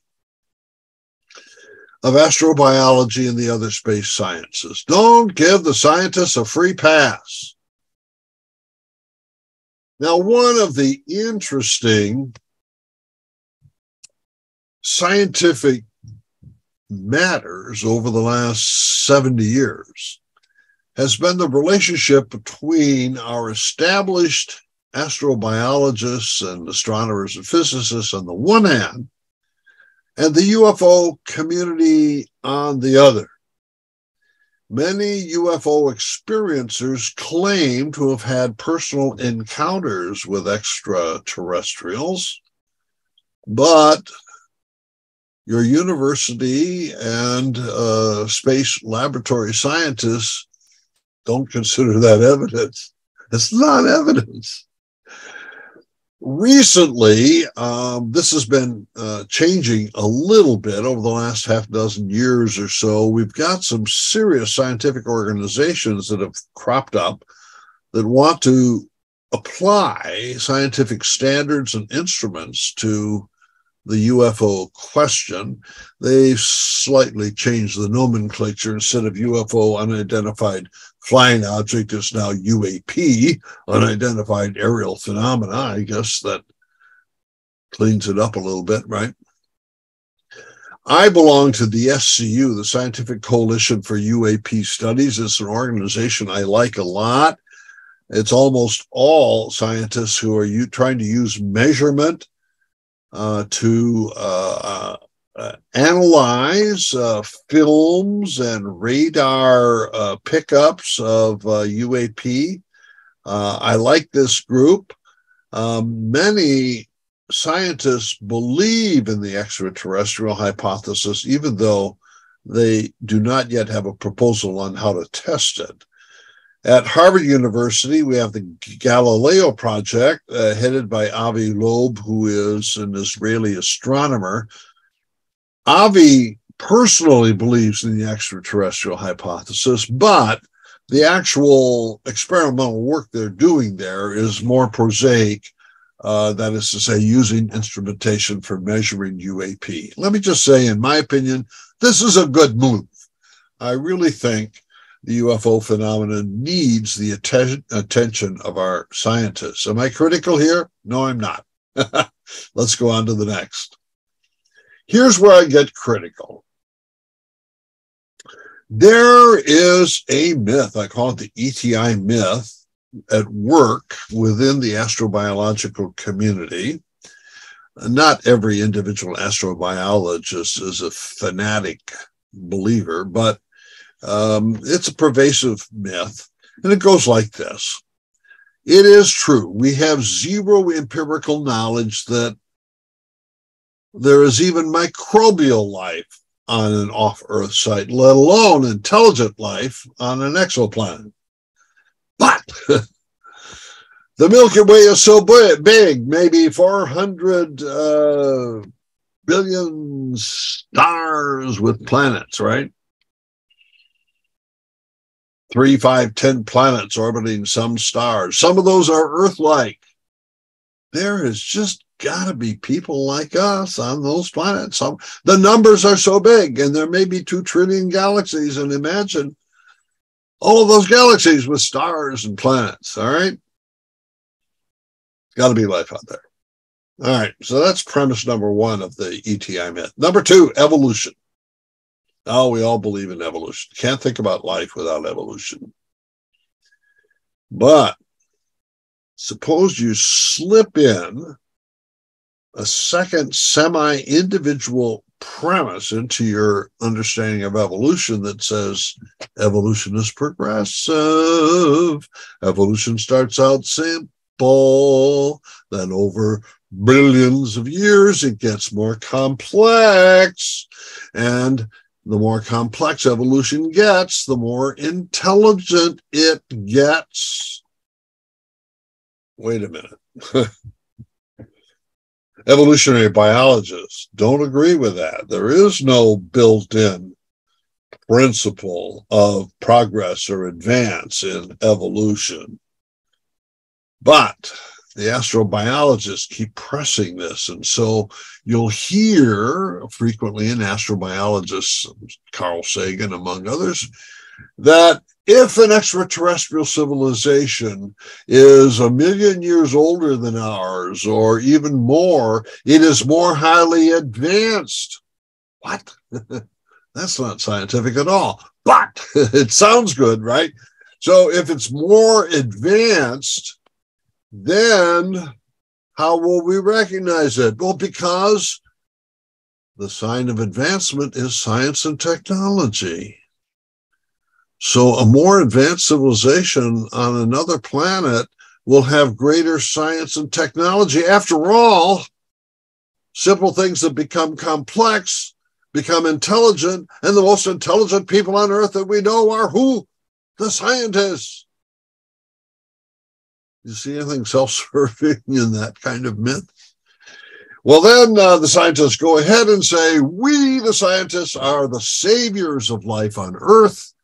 And those extraterrestrials who are 1 million years more advanced in us in science and technology, when we make contact with them, they will save us on Earth from self-destruction through nuclear war or environmental disaster. Isn't that a nice, handy myth? But it's believed by some pretty intelligent people. Christian de Duve, who is a Nobel Prize-winning biologist, Carl Sagan, one of the co-founders of SETI, Paul Davies, whom I just referenced, and then my good friend Charlie Towns, who passed away a couple of years ago, who was on the board of CTNS, an astrophysicist, and he was the chief scientist that helped put human beings on the moon in 1969 when he was at MIT.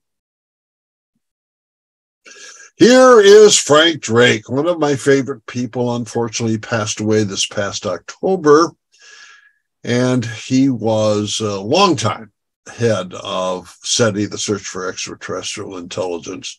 And here he is in an interview exhibiting the ETI myth. It goes like this. Everything we know says there are other civilizations out there to be found. Now, just note, we have zero empirical knowledge, right? All we have are big numbers. The discovery of such civilizations would enrich our civilization with valuable information about, look at the list, science, technology, and sociology. We're moving from science and technology into the human realm. This information could directly improve our abilities to conserve the ecological challenge, right? And to deal with sociological problems, poverty, for example. The ETIs are going to help us handle the poverty issue. Then there's cheap energy as another potential benefit of discovery as our advances in medicine. My gosh, those extraterrestrial scientists are going to advance our medical practices by leapfrogging. What's going on here? This is a secular eschatology based on the assumption that the advances in science and technology are salvific. Is the scientist practicing theology without a license? The astrotheologian, I think, needs to make this transparent. Let's go to NASA. I have a colleague there, Chris McKay, who's a Mars expert. And as we walk out of his office, there's this giant mural. I don't know if it's 8 feet long or whatever on the wall. Let's just take a look at it. Read it from left to right. That's over time. 4.5 billion years of the development of Earth. And you can see Earth in its formation on the left-hand side being bombarded by objects in space until the mass of the Earth is formed. It's very hot, volcanic in character, but eventually as it cools, we get the waters of the oceans. And then in the lower left-hand corner, you can see prebiotic molecules becoming biotic molecules, the development of DNA, worming its way through the hundreds of millions of years, and the DNA becoming simple life forms, then complex life forms, evolving in the sea, and then towards the right-hand corner now, sea creatures crawl up onto land and start breathing oxygen. We have the dinosaur era, and then we have the creation of the human race, Homo sapiens, and then Homo sapiens sapien. But evolution continues to go up and up and up, more and more complex, more and more intelligent. What is on the very top? What is at the apex? What is it that is at the point of heaven and earth connecting? See the green arrow? It's the observatory. The scientists are the peak of evolutionary development. They're the most intelligent, and they connect heaven with earth. Science and technology on earth matches the science and technology descending to earth from the skies. Well, if you know anything about the history of mythology, say Enuma Elish way back in ancient Babylonia, or the myths of creation amongst the ancient Egyptians, at the end, it is the king that gets crowned by the gods. So this is your science self-coronation epic. And so I stood there looking at this mural with some of my students and Chris McKay, and I said, Chris, are you crowned king of creation here? And he says, we know that evolution's really not progressive. That was all we went on. So I decided, I was invited actually to give a presentation at an astrobiology conference, and take a look at the section title in which my presentation appears. How can astrobiology help save the world? Who asked the astrobiologist to save the world? Is this a self-appointed office? So I just want to say that one task of the astrotheologian is just to remind the scientists they have not been asked to be saviors of the world. And they might actually be overstating their importance in trying to become the saviors of the world. I think that if the scientists would remain scientists, we would really be happy with what we learn about the natural world from the scientists. They don't need to practice theology without a license. Well, let's go on to the fourth task, astroethics.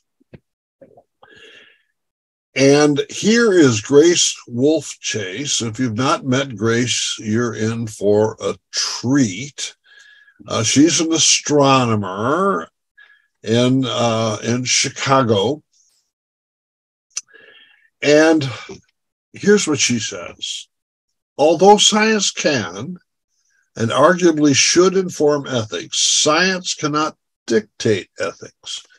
If science is genuinely a value-free discipline, then the scientist needs to work with non-scientists in formulating the values or the deontological principles of ethics. Science in itself is not licensed to do ethics. Let's just get clear on that. And let's proceed then with a number of ethical issues that have been formulated already with regard to space exploration. Top of the list is planetary protection. That is to say, if we were to discover an off-Earth microbial life form on Mars or a moon orbiting Saturn and bring it back to Earth, and our Earth-bound immune systems are not prepared for it, it could do irrevocable damage. So we do need to have policies in place to protect ourselves. Could we then reverse this? Number two, intrinsic value. Do we have a moral responsibility to protect a biosphere that we might find on Mars or a moon of Saturn? Well, we need philosophers and maybe even theologians to help the scientific community understand what intrinsic value means and then how to formulate a policy that reflects that. At any rate, without going into detail, there are a long list of space research moral questions to which the astrotheologian, the astroethicist, along with a philosophical ethicist, could make a contribution. And I think the astrotheologian should assume that responsibility, not for the purpose of converting anybody to a religious point of view, but rather taking advantage of the long history of ethical deliberation which has taken place in the church and in other religious traditions, and seeing if it can contribute to the formulation of space research public policy. Here's an issue which popped up a couple of years ago. Suddenly, certain respected intellectuals on the planet said, stop sending messages to off-Earth civilizations. Stephen Hawking in England, for example, was saying, look, extraterrestrial civilizations might be hostile. They might have militaries, and if they find out we're here on Earth, they're going to come here, they're going to subdue Homo sapiens, and they're going to rape and pillage the planet.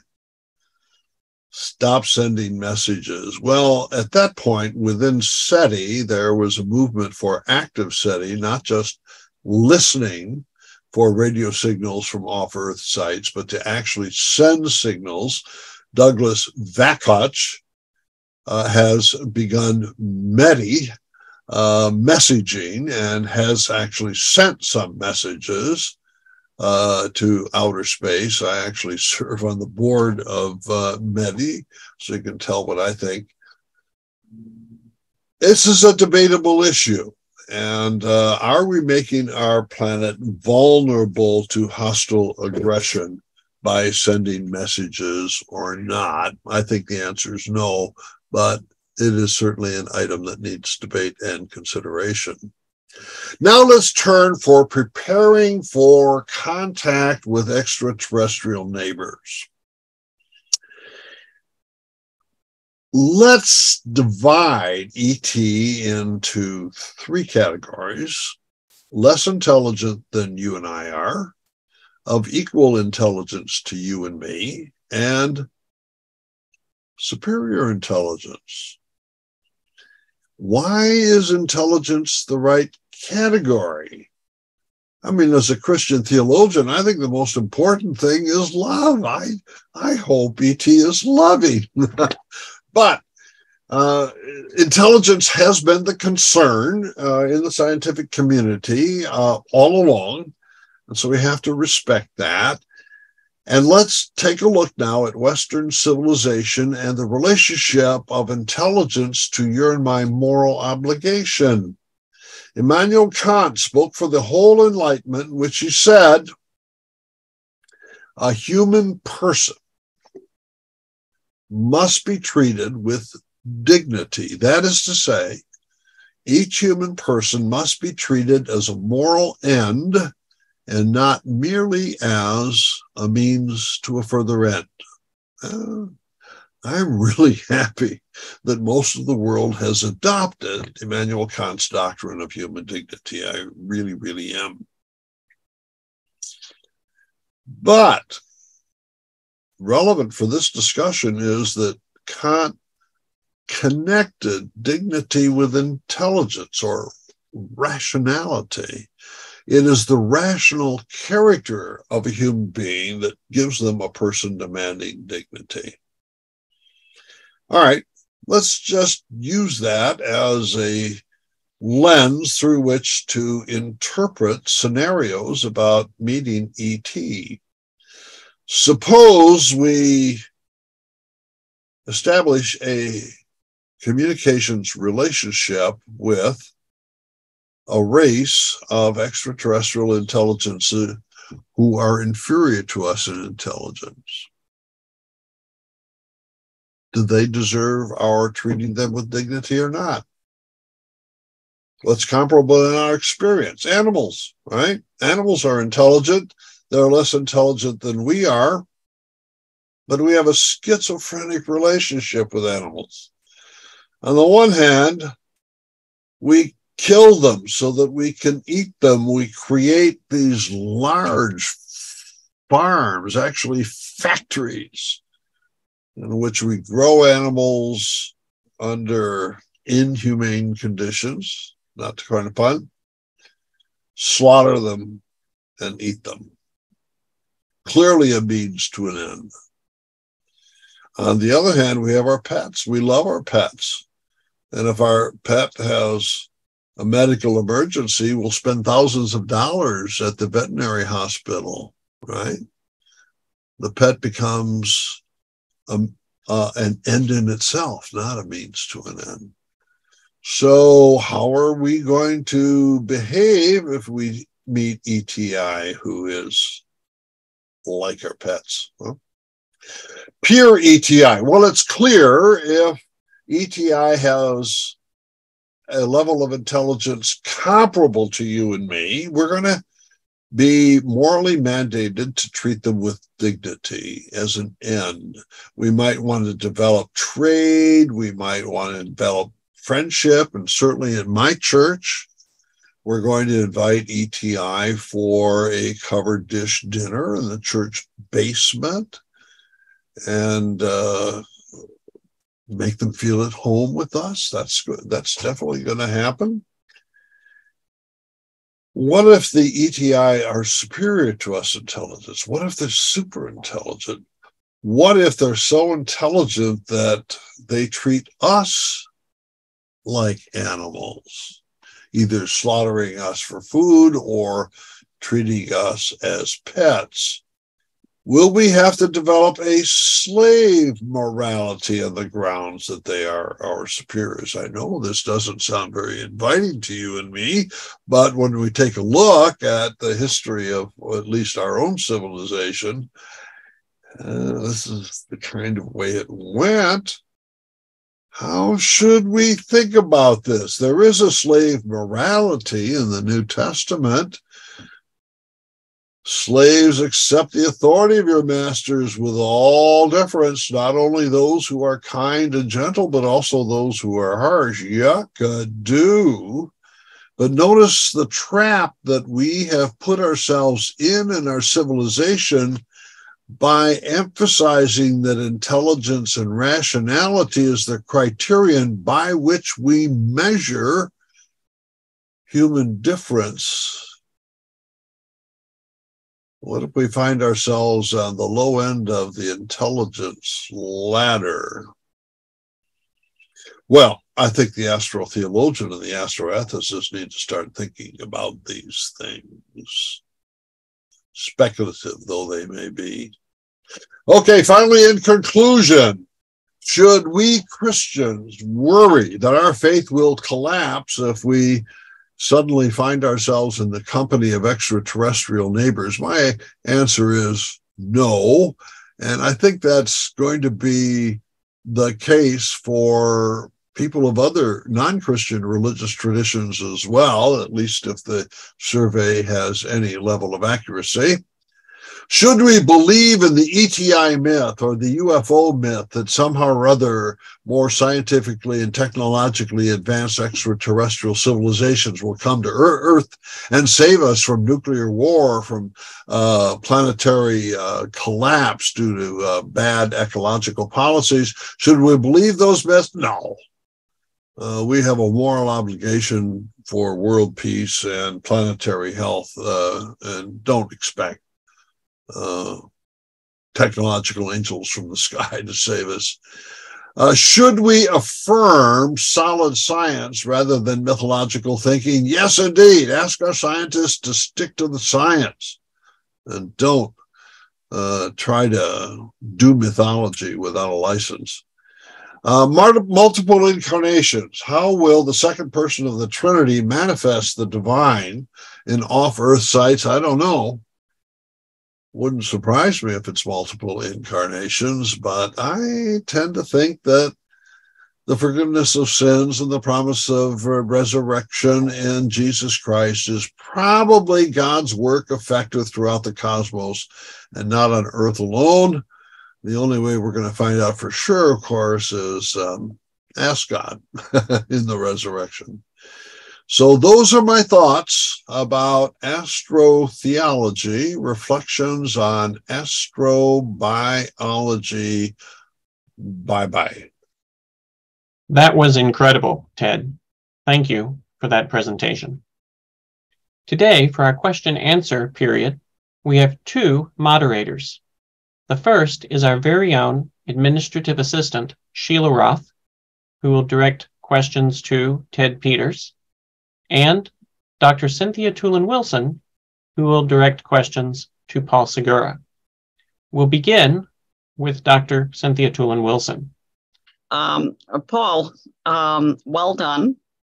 And one of the questions that Deacon John Minneke asked is, what do you think was different about the country then that enabled astronauts to circle the moon less than 8 years after the challenge had been made?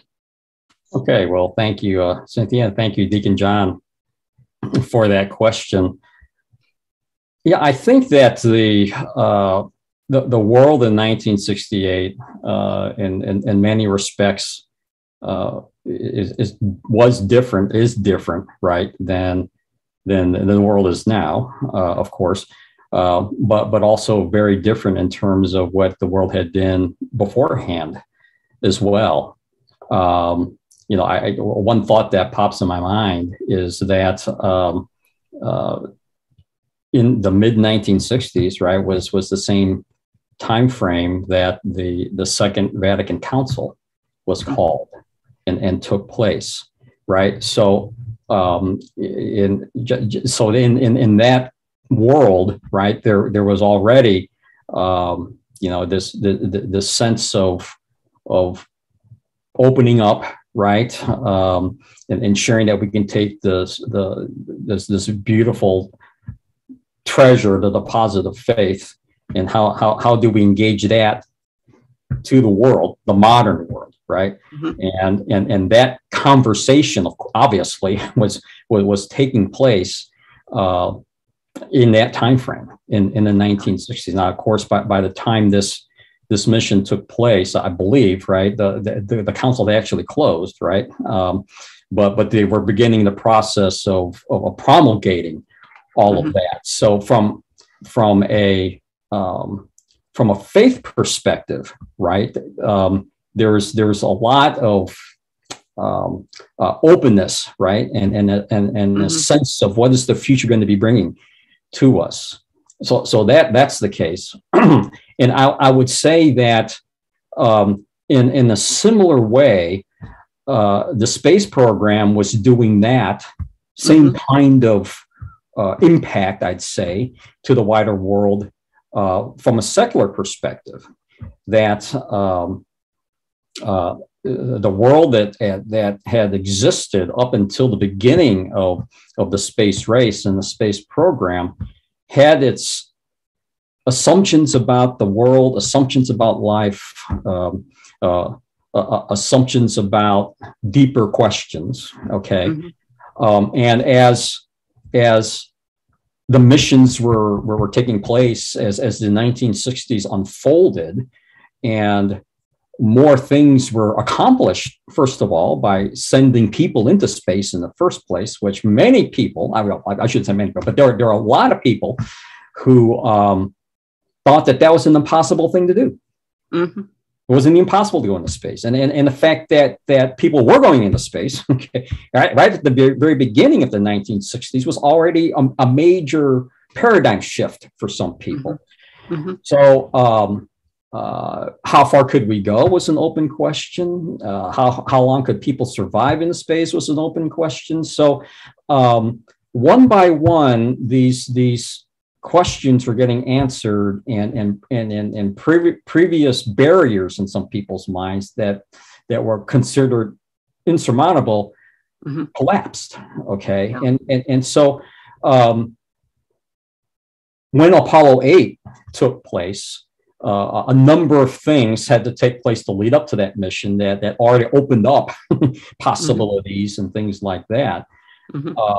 I think that just set the stage for what would happen on Apollo 8 for making such a long leap. Before Apollo 8, the farthest anybody had been from Earth was 850 miles. Wow.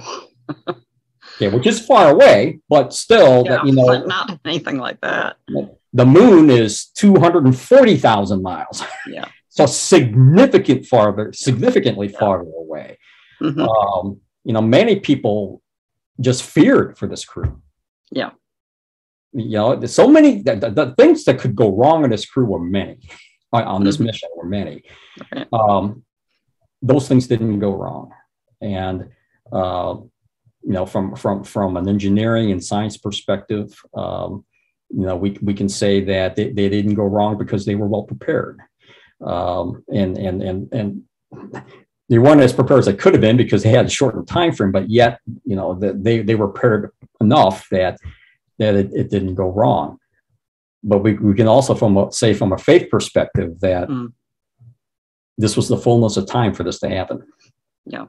And it did. Yeah. Just the reaction to the Genesis reading points to that. Yes. You know, it really, that to me was very touching. You know, yes. To hear something like this being quoted, and here we are not even on the planet. It was just very, very touching. And yes, yeah, absolutely. And for me, this is being read by people who are obviously very strong in their belief in science, very determined in terms of their assigned mission as military men. Of course, they're faithful people in addition to that, right? Yes. But people's perception of them is that these are fighter pilots, they're astronauts, you know, these aren't, you know, quote, holy kind of people. Yet these are the ones who were reading these scripture passages. They chose to read these scripture passages. So that for me is good. Yeah, that is significant. There really isn't a clash, necessarily a clash, I should say, between faith and science. But so many people see it as, you know, a major issue. Yes. So that's that. They couldn't have chosen a better reading. Amen. Well, thank you, Ted, for the excellent presentation. We have a number of questions for you from our audience. The first one is from Paul Segura. He said, that was excellent, Ted. When and where did astrotheology first surface, and are there degree programs in this field?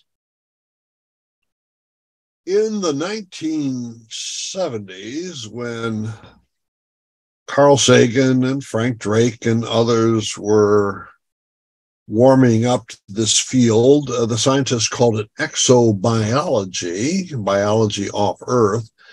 It was in the mid-1990s that the scientists elected the term astrobiology. And I think that what motivated that was to study both the evolution of life on Earth as well as speculate about the evolution of life on other planets. Be that as it may, the dominant scientific word for a quarter of a century now has been astrobiology. Those of us who were pioneering this in the 70s and 80s, we experimented with the term exotheology. You'll still find it today. But in the last decade or so, we've shifted to astrobiology simply because we want that interaction with the scientists. And by the way, for the most part, the interaction has really been healthy and vibrant over the last 15 years or so. With regard to doctoral programs, yes, there are a number of them for the scientists in astrobiology and related scientific fields. With regard to theology, no. We do a little bit of it here in Berkeley at our Center for Theology and Natural Sciences. Ilya Delio at Villanova, I think, has at least one student doing a doctorate that includes astrotheology within that, but no, I don't think it's a widespread discipline as of yet. Okay, maybe in the future. Maybe in the future. Right. Okay, the next question is, did any other flights to the moon go without a lunar module? No. All the other flights to the moon. So the next flight to the moon was Apollo 10. Mm-hmm. And that was the flight that was going to test with the lunar module. They didn't land, but they did test flying. They flew down towards the moon, but stayed at altitude and then returned to orbit. So all the rest of the Apollo missions did have a lunar module. Here's another question. This one's from Sebastian. He says, is it possible that only Earth experienced the fall? Would Adam's sin affect the whole cosmos? My answer is going to be no, but I think it's a good question. Certainly C.S. Lewis, when he wrote his space trilogy, which included Perelandra, among others, he thought that it would be possible for another planet, Mars or Venus, to have escaped the fall. And then when Earthlings go there, we carry the contamination of the fall with us. I think that was his sense of, C.S. Lewis's sense of humor. I tend to say no, because along with my colleague Bob Russell here in Berkeley, we see the physical dimensions of the fall into sin. It's not strictly a spiritual, non-physical thing, sin. But as that spiritual tradition of the flesh versus the spirit reveals, you and I are subject to temptations that come to us from our embodied situation. I think eating is the basic one, right? The predator-prey relationship accounts for the vast majority of violent activity in both the animal world and in the human world. And I think that human sinful behavior is integrated with all that physicality. And the best that you and I could do, even as in our sanctified life, is to appreciate the sacrifices of plants and animals for our well-being. So I think the whole creation has fallen. But let me tell you that if an alien were to show up and not be fallen into sin, I would be really, really grateful. That would be something. And then there's the question, what happened to the Russian moon rocket? So it was early in 1969 where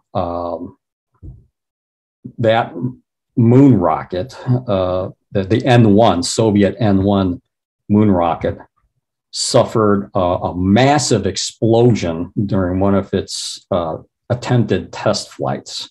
that completely destroyed the rocket, severely damaged the launch pad and then a lot of the facilities at Baikonur, the Soviet launch facility, that even if they were really, truly aiming for the moon, there would be no way they would have been able to repair all of that, recover all of that, build another rocket before we would have been ready to go to the moon. So, getting news of that massive explosion, which again came through intelligence at the time, kind of gave NASA a little bit of schedule relief. But what kept up with the schedule, just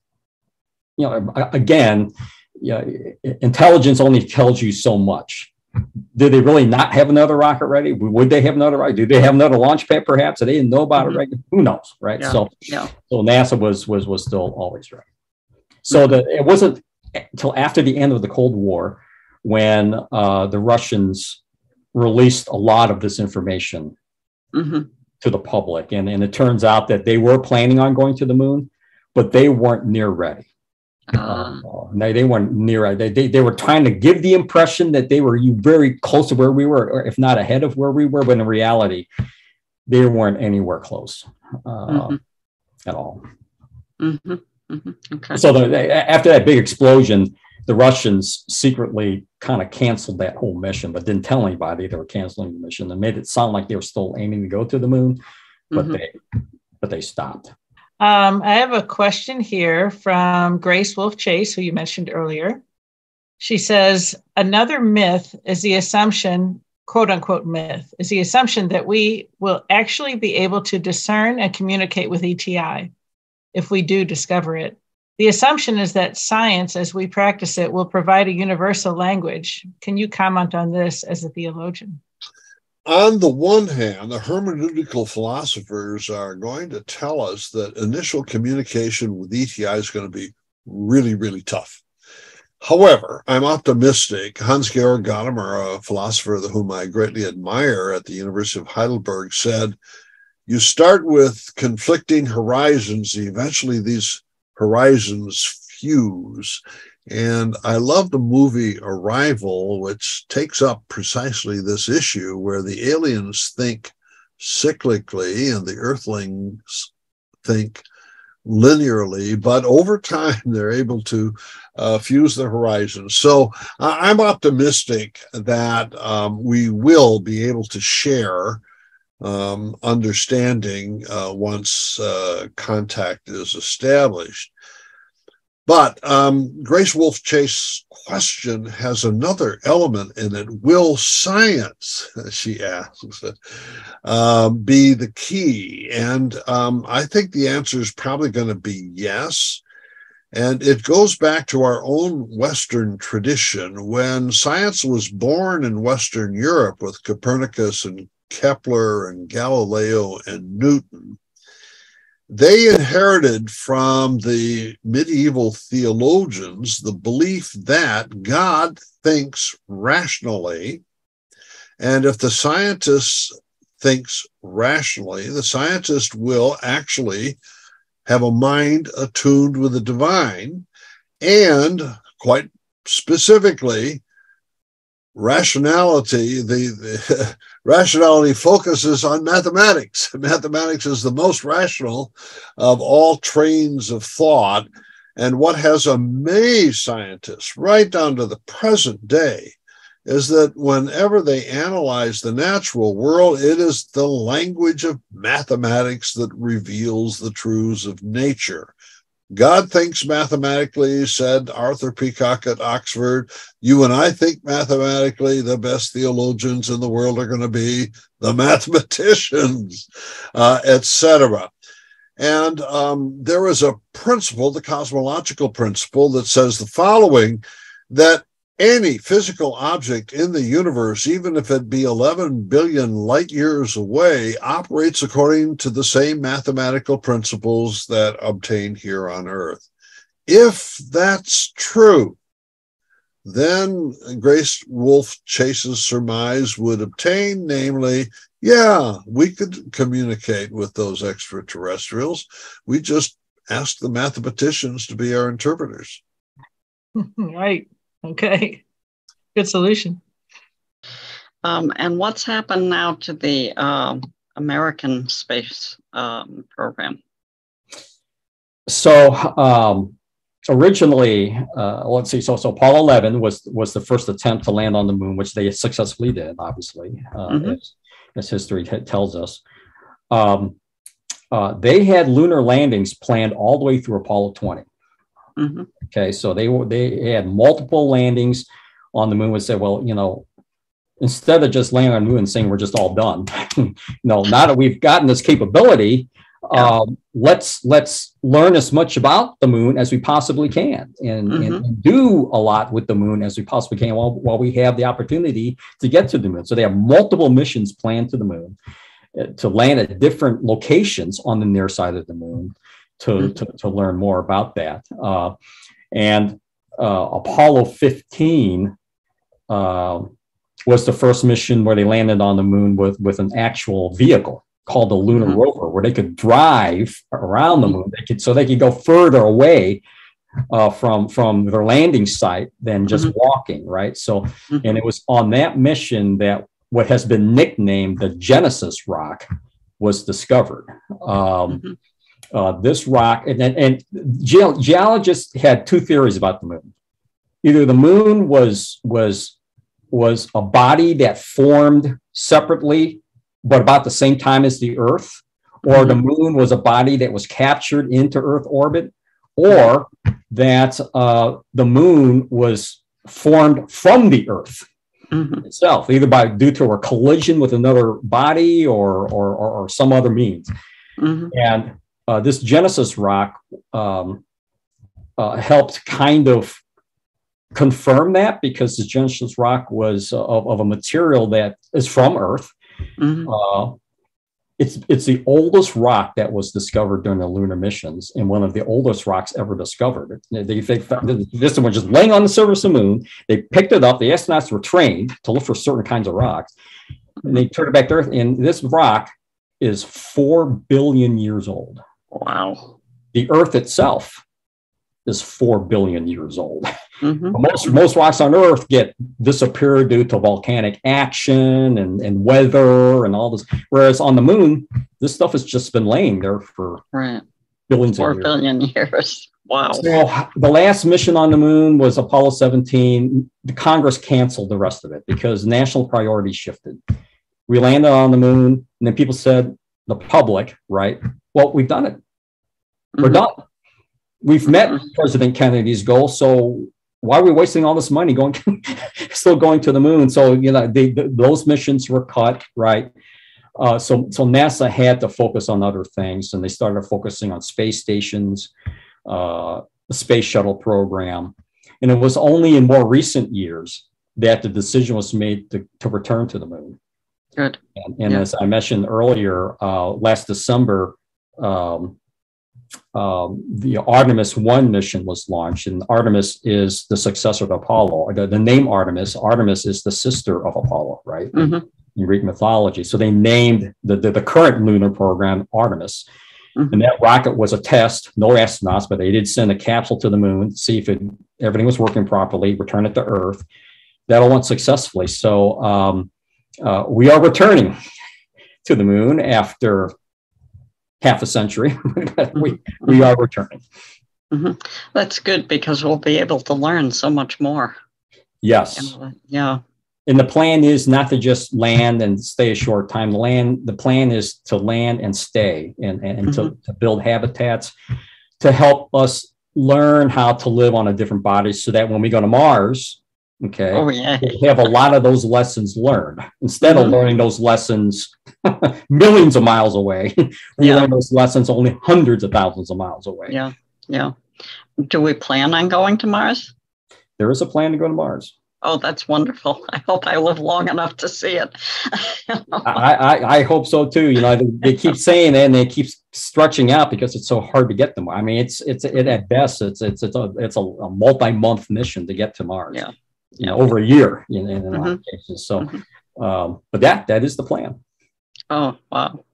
Yeah, that's really something. I would love to be alive to hear about that.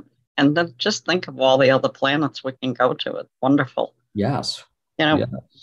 God really gave us a good intellect and a strong will. Oh, amen. Yes. Yes. Yes. So made in his image and likeness. Yes. Yes. That's the theologian in me. I always interpret everything theologically. I love it. I love it. We need more of that. Okay. All right. We have another question from Sebastian. He says, our media that depict a human encounter with ETI are either dystopic, like War of the Worlds, or somewhat utopic, like Star Trek. How do you think popular media prepare us for the ETI encounter when or if it comes? First of all, the popular media probably dominates our consciousness. And the survey that said that self-identified religious people will not face a religious crisis if ETI is confirmed, I think they're dominated by the media. I don't think there was their religious tradition particularly that led to those responses. My kids all grew up with aliens as part of their worldview.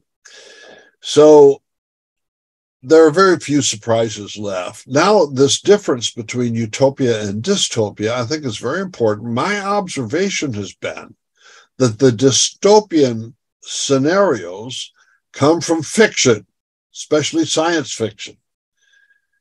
The utopian scenarios are much more serious. When it comes to the UFO phenomenon, there are only two really authentic UFO movies. In 1951, The Day the Earth Stood Still, and 1977, Close Encounters of the Third Kind. Both of these movies fit on what experiencers tell us about their encounters with aliens in flying saucers and UFOs, that the aliens come from a more advanced civilization that has learned to live in peace. And not only that, they have great spiritual values that we want to emulate. And so their coming here is going to bring peace on Earth, or at least teaching us about how we on Earth can obtain peace. That is the ETI myth in the UFO form, but most movies export the tensions between Republicans and Democrats, or between the United States and the Soviet Union, export those and make those the themes of intergalactic encounter. So in some, Sebastian, I think the dystopian scenario comes from fiction, and the utopian comes from what the experiencers want to tell us. Very good. Interesting. Anyway, the last question. I've heard about a new rocket that recently flew to the moon. Could you tell us anything about that? Yes. So that is that Artemis rocket that did fly. And as I mentioned during the talk, it is the rocket that has at last dethroned the Saturn V as being the largest, most powerful rocket ever built. Saturn V was 7.5 million pounds of thrust at liftoff. Wow. Artemis is I think it's about 9 million pounds of thrust at liftoff. So it's definitely a more powerful rocket. But it's needed because we're going to be bringing a lot of things to the moon now. It's not just bringing people to land. It's beyond that. We want to build habitats and vehicles. And they're concentrating on the south pole of the moon because water, we think, water has been discovered in the South Pole of the moon, frozen ice. The South Pole of the moon, by the nature of how the moon orbits, is never in sunlight. So it's always ice there. So the thought is let's confirm that there's ice and see if we can mine that ice and take advantage of that. Wow. That's great. Okay, we have one last question, and this one is from Jeff. He says, have we not anthropomorphized God? Let us make man in our image. Reversing that, God looks like us. Perhaps God looks more like a little green man, or more likely, perhaps God looks like every intelligent creature in the universe and has presented himself uniquely to all. Any comments on that? Well, we certainly do anthropomorphize God. That is to say, even though we have the commandment, either number 1 or 2, depending on how you number them, that we should not create a graven image. We should not create mental images either. C.S. Lewis said that when he was a kid, his mother said, whatever you do, son, don't think about God in an image. And so C.S. Lewis sat down to think about God without having images, and God came out looking like a great massive sea of gray tapioca. So it's impossible for the human mind not to project images of the invisible God. So for the Christian, God went and did it for us. We have the baby Jesus in the manger. We have Jesus the teacher. We have Jesus the crucified. We have Jesus the risen one. And these become icons in the Eastern Orthodox tradition, icons which are a concrete image, but windows that open us to the splendor of the divine that cannot be imaged. So we always, as Christians, have this tension between the images we create and then the transcendent God who judges those particular images. The little green men illusion, let me just alter that a little bit. Could aliens coming to us in flying saucers be technological angels? We certainly have experienced on Earth the wonders of technology, and just think about medicine. The technology that helps us to live longer and be healthier is absolutely wonderful. So couldn't a heavenly technology be doing the work that angels used to do? I think that is a trope that is working its way through our culture. And the ETI myth, even though it's promulgated by very smart people, is really a form of anthropological projection. That we like our scientists on Earth, so we imagine this great extraterrestrial scientist who's more intelligent, more advanced, is coming back to help us. Is that a projection mechanism? Well, you bet you in spades it's a projection mechanism. But I don't really expect you and I or our neighbors to get along without some kind of projection device going on. It's just we need to think about our projections critically, recognizing that God is going to transcend even our most complex images of the divine. Right. Very good. Okay, I have one more question. What may be the impact of the newest military branch, Space Force, in future moon exploration and colonization? Okay, wow, that is a really good question.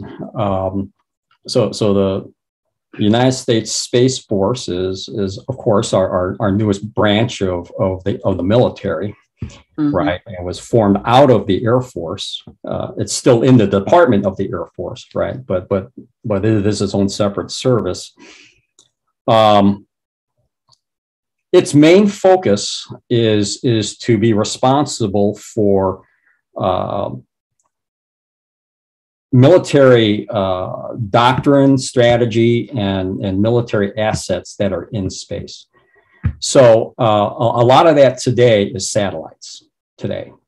There are a lot of military satellites that are responsible for reconnaissance, like the intelligence I spoke about, okay, in this talk. some of those photographs are taken by military satellites, reconnaissance photos, right, of different sites around the world. Now, of course, there are other government agencies also have those kinds of satellites, but the Space Force is among them. Okay, the Space Force is also responsible for all of the GPS satellites. Okay, Really? so the GPS network was originally built as a military network. It still is a military network, but as a goodwill, okay, they've opened up GPS for anybody to use for free. Okay. Now, the version that we all use, okay, today on our maps and smartphones, and all that is the I'll call it the civilian version of that. Yeah. There's a military version that's that's a lot more you can do with that. So that's one of the major responsibilities of the Space Force to maintain those satellites, to launch new satellites. Okay, as these, in fact, they're in the midst of replenishing GPS satellites, because the original GPS satellites have been up there now for almost 3 decades. Wow. It's a long time. So, because that's now, decades old technology. So we have newer satellites, and those satellites are running out of fuel, parts, dying on it. Sure. So we have to take care of all that. I think sometimes there's a misperception that the Space Force is designed to be kind of like Star Trek. We were talking about Will Shatner earlier. That we'll be sending armed soldiers up into space. And maybe in the future might get to that. I don't know. But what they're responsible for is assets in space. So the moon, okay. So the moon, by treaty, 1967 space treaty, is neutral territory. Good. Right. So yeah, we planted our flag on the moon, but that doesn't mean that we've claimed the moon as American territory. It just means that we've been there. Right. Yeah. So as we start building these structures on the moon for long-term missions, right, to stay on the moon, to live and work on the moon, to prepare us to go to Mars, okay, we're going to have to start answering questions as to, okay, well then, how do we interact with other countries? Because other countries are planning missions to the moon. The Chinese are planning missions to the moon. Okay, the Russians want to eventually get back to the moon. Okay, and private companies, we talked about earlier, are wanting to eventually send people to the moon themselves. So it's getting more crowded on the moon. So we need to come up with a means to say, how do we interact? What are going to be the rules of the road for people on the moon? Okay. And so as our facilities on the moon become more permanent, okay, will they need to be protected? Well, probably.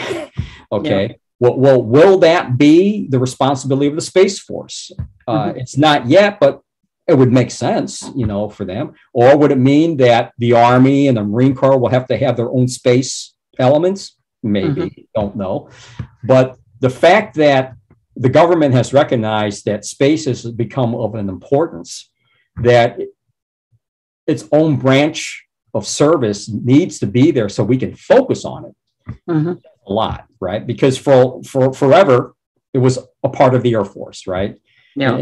And one of the issues that led to the Space Force was that space was a small part of the Air Force compared to the rest of the Air Force. Sure. Okay? And whenever it came to priority, budget, planning, everything else, space always seemed to be kind of on the side. All the airplane people, got all the attention, right? And a space person never became the head of the Air Force. It was always airplane people, as an example. So the thought was, well, if it was his own service, it could speak for itself. And plan for itself, which is why the Space Force came into being. The same reason why the Air Force became its own branch of the service and separated itself from the Army. Same story, right? Yeah. The Air Force felt like they were, the stepchild of the Army. But they only cared about their big guns and tanks. They don't care about everything.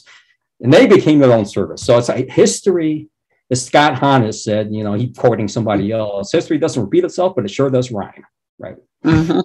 That's true. Mm-hmm. Well, hopefully we won't need the Space Force to protect us from aliens. You know? Hopefully not. I hope the aliens are friendly. That's what I'm concerned about. You know, I believe that God is he's not just the creator, he's the prolific creator. When you look at our planet, and it's like, I just have trouble believing, and I hope I'm not stepping on dogma here, but I just have trouble believing that he did this on the earth and then he retired. I mean, you know, it's like, is he not still creating in other parts of the universe or other universes? You know, so he's so prolific. Why would he just limit himself? Absolutely. Yeah. I think it was Benedict XVI. This wasn't a formal encyclical or anything, but there was something that he wrote, or he was addressing some group at the Vatican. It may have been a scientific group he was addressing, but he spoke about openness to life in other places. That there's nothing that says that couldn't be part of the unfolding of creation. Well, what we have to hope for is they don't have original sin. Right. If they don't, you know, we'll be in a much better place. Yeah, we don't need another alien civilization to show up and start sharing their problems with us. We have enough of problems. That's true. All right, that wraps up our Q&A. Thank you everyone for your participation in this webinar. Thank you especially to Paul Segura and Ted Peters for your excellent presentations. For our closing prayer, I am delighted to share with you the 2-minute clip broadcast from the Apollo 8 mission on December 24th, 1968, by Frank Borman, Jim Lovell, and Bill Anders. We are now approaching lunar sunrise, and for all the people back on Earth, the crew of Apollo 8 has a message that we would like to send to you. In the beginning, God created the heaven and the earth. And the earth was without form and void, and darkness was upon the face of the deep. And the Spirit of God moved upon the face of the waters. And God said, "Let there be light." And there was light. And God saw the light, that it was good, and divided the light from the darkness.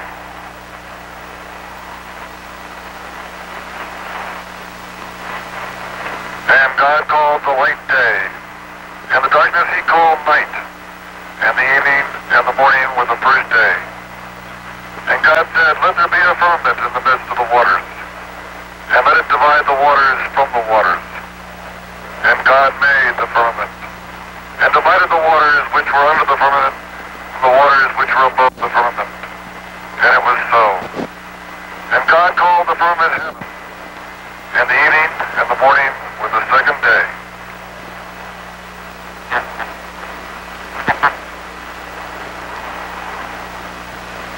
And God said, "Let the waters under the heaven be gathered together into one place, and let the dry land appear." And it was so. And God called the dry land earth, and the gathering together of the waters called he seas. And God saw that it was good.